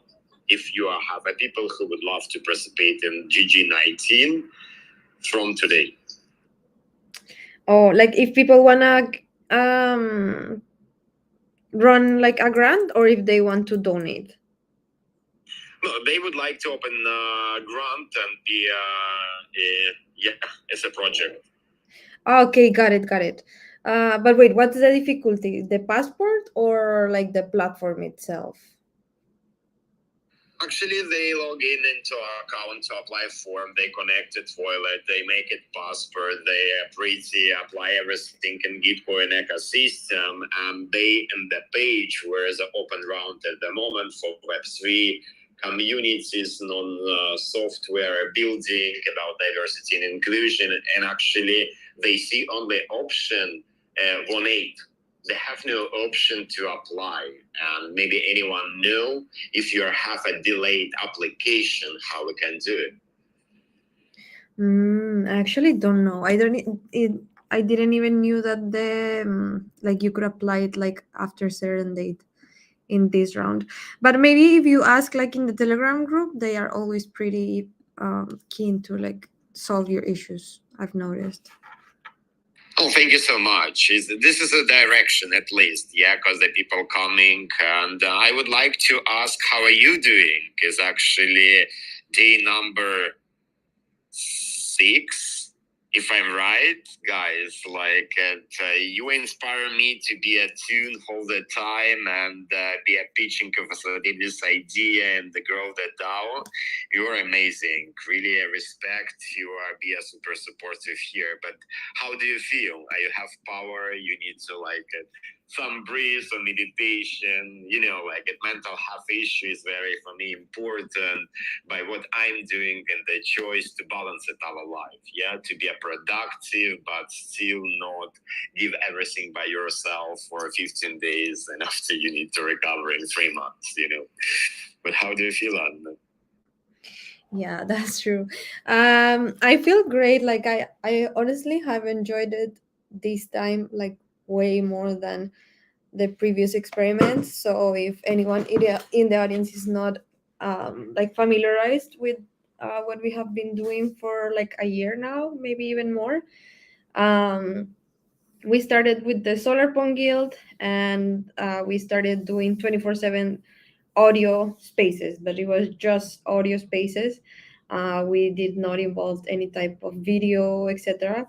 So I think for me, I like to. I'm very very visual. Like I'm a very visual person. So like being able to see others' faces and knowing that someone is looking at me, like I think that has created like more interest.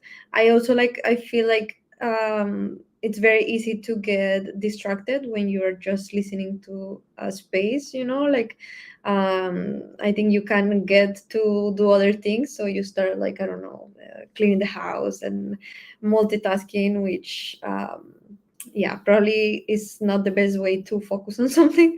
So the video has really helped me do that, like and I love it that like I yeah, like during the first days it's like hard to start like conversations, you know, because you get to meet the people that you are colliding in these time zones, etc. But then like you start getting to know them, and you start noticing that the work we're all doing is very very interconnected. And yeah, like for example, like we all have something that some experience or something in ourselves, in our personality that's like pushing us to work in any type of impact project, either like having our own, or supporting it, or wanting to have one ever. So yeah, I think we all have a lot in common. Each one has its own reality, you know, its own context. Each one has like its own approach. But yeah, like I feel like now we are like a week into this, so now we all like talk between each other like so fluently. And so yeah, I have been loving it. Very excited for the future.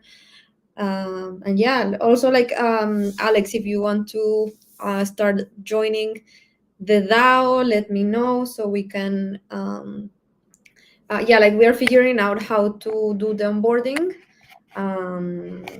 Because yeah, we also don't want to like break the rules Darling, of Gitcoin. course, like take your time and think we need to finish in this round and unboarding will be happening because I know I'm also inspired and exhausted in the same time by Web3 and moving because a lot of interesting things is going on and you would like to participate everywhere. No rush. We are talking. I feel big support by you, by Jimmy, by Jerry, by Eagly, like always, like guys. I feel so uncomfortable and definitely I would like to be there, but time, yeah? Let's arrange to be ready to finishing this round. And I'm in the Telegram and you see like at every slot I coming until the round.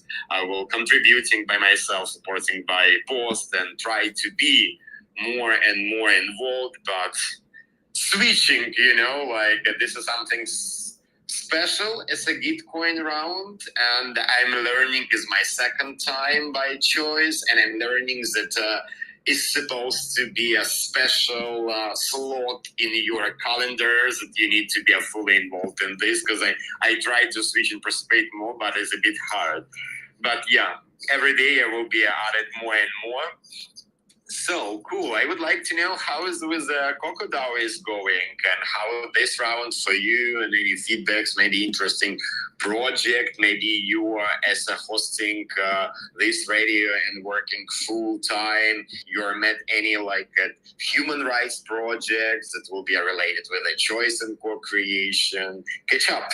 What is going on, Anna? Tell me how is like a Coco DAO and others people going with this round. Yeah, so I think this round, I've seen actually like have not explored too much because I've been spending like a lot of time here. But I'm very very gladly surprised from all the work that I've seeing from Oxydigen and from Igly and Fractal Visions and from Jerry. I love like the community building part of Refi Pangan. I know that Refi DAO has also some exciting projects coming up. But yeah, let me think. Like I know that there's some like human rights like related type of projects. I'll think about it. But in terms of Coco DAO, yeah, everything is going super amazing. We like have been like working like very very good with Game Forest, our partnership for DMRB and technology. And yeah, like I think that we are gonna coordinate with Sunflower Ecotech with Seth because they are also doing some pilot projects in Colombia. So we might do the outreach and do the project at the same time because the idea is to also integrate with what they are developing in Region Network. So I don't know if you're familiarized with Region Network, but they are a project. They're a big company in running on Cosmos ecosystem, and they built I believe like it was probably like the first like eco registry of credits on chain, but these credits were not taken directly from Vera and put on chain, but they actually have developed their own credits. And yeah, like they have created this whole network and whole ecosystem. So now they have a new product that's like open credits. And what we are planning to do in partnership with Sunflower and with Game Forest is to start putting our credits on gain on region network, so we can reach more buyers. And also like the being part of region network like is super helpful because you start like aligning with the yeah, like with the legal structure of like real credits. Of course these credits are on chain, and you can buy them with crypto, etc. But yeah, I think that's gonna be the most interesting part for me, and my favorite part, which is like working with communities, you know. Like I'm a people person. I love people. So and working with these communities is so fun. I learned so much from them, and I'm happy to also like give my time to share with them and learn with them, see how they live. Yeah, it's something that I like a lot. And we also have Hamar social labs here, Alex. They were super present, and maybe they want to share what they're doing.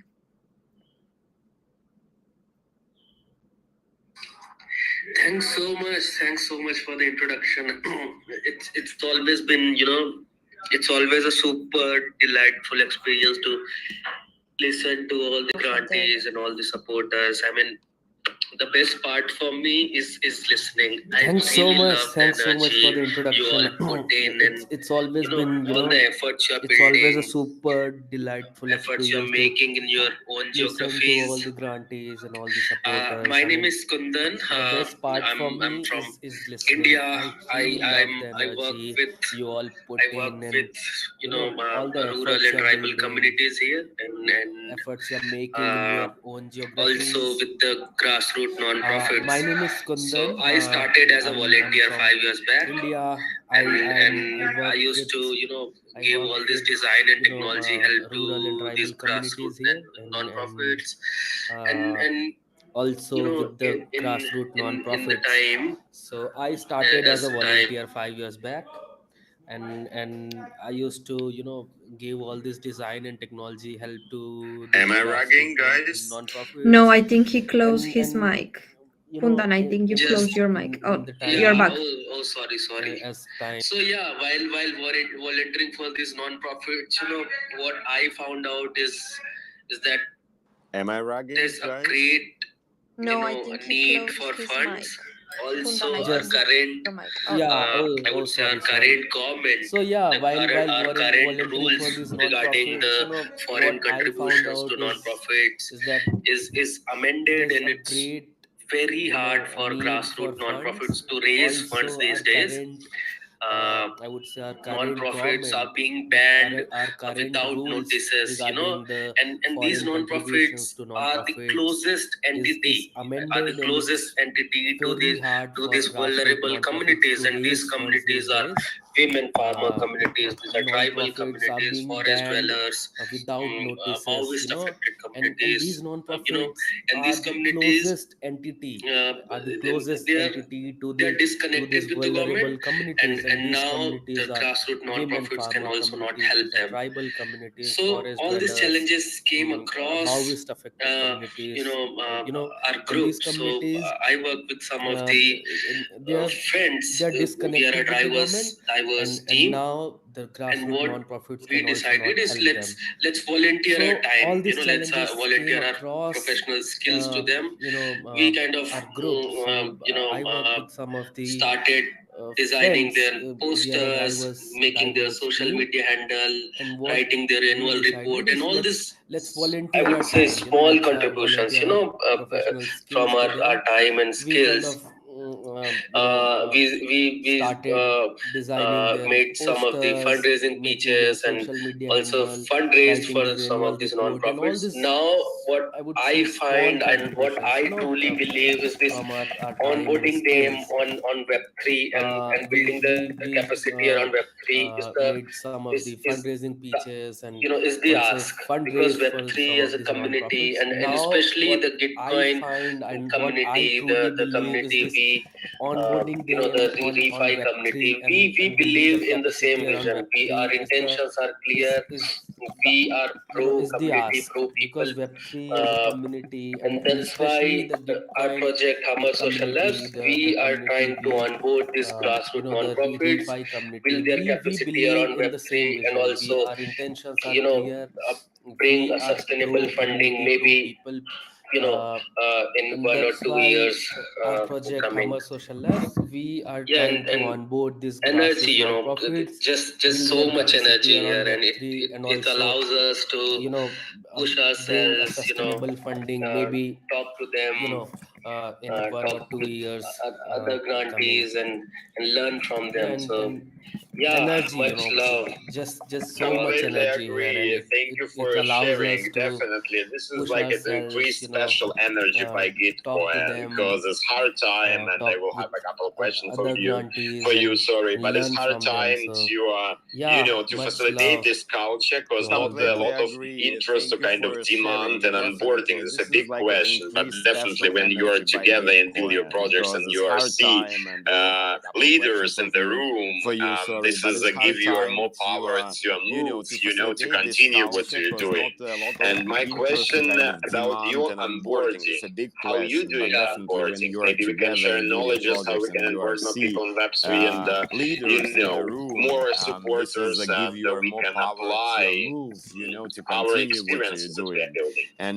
Yeah. I mean, uh, the onboarding part, it comes with lots of layers and lots of levels, I would say, because Web3 onboarding on Web3 is not, I would say, I mean, is not a one step.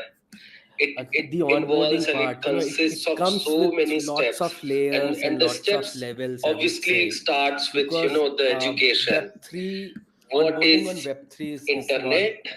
I would say, How we is use not the a one current, step. the It normal involves and it internet, the social consists of media, so many how we steps, use and the online steps uh, obviously starts with the the education. online banking What system, what is are the challenges, internet? and then the specific How challenges that we these use the current, grassroots nonprofits are the facing, normal that internet, the they social lack media, funds, and how we use the how, online, which community, which technology community is ready to banking fund them. system, I what mean, are the we challenges, in and India then the are also specific trying for challenges that tech these for good grassroots communities. nonprofits are These are tech facing, companies that who fund they lack nonprofits, funds, and but that funding is how, also which often, community, which technology I community would say, led is by ready to some of the fund them. I mean, gatekeepers. we These are big in corporate. India These are are also big trying for CSRs of tech big for good corporations. communities.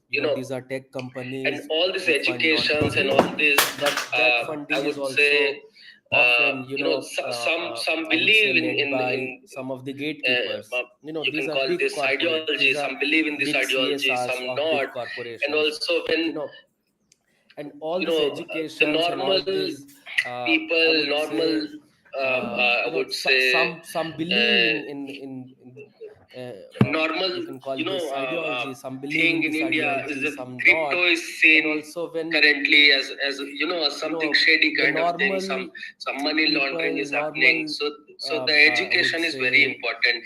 We educate people around digital normal, banking. First, we thing in onboard India is them on that digital crypto is banking. This is seen like the primary currently step, as and then something all the shady kind of security thing. concerns around Some money digital laundering is banking. happening. So the How to education is keep the very important. passwords, how to We share, educate people around digital why the digital banking. banking First, should we be, onboard them on digital what we banking. call This in is like the Web3 primary multi-sig. step.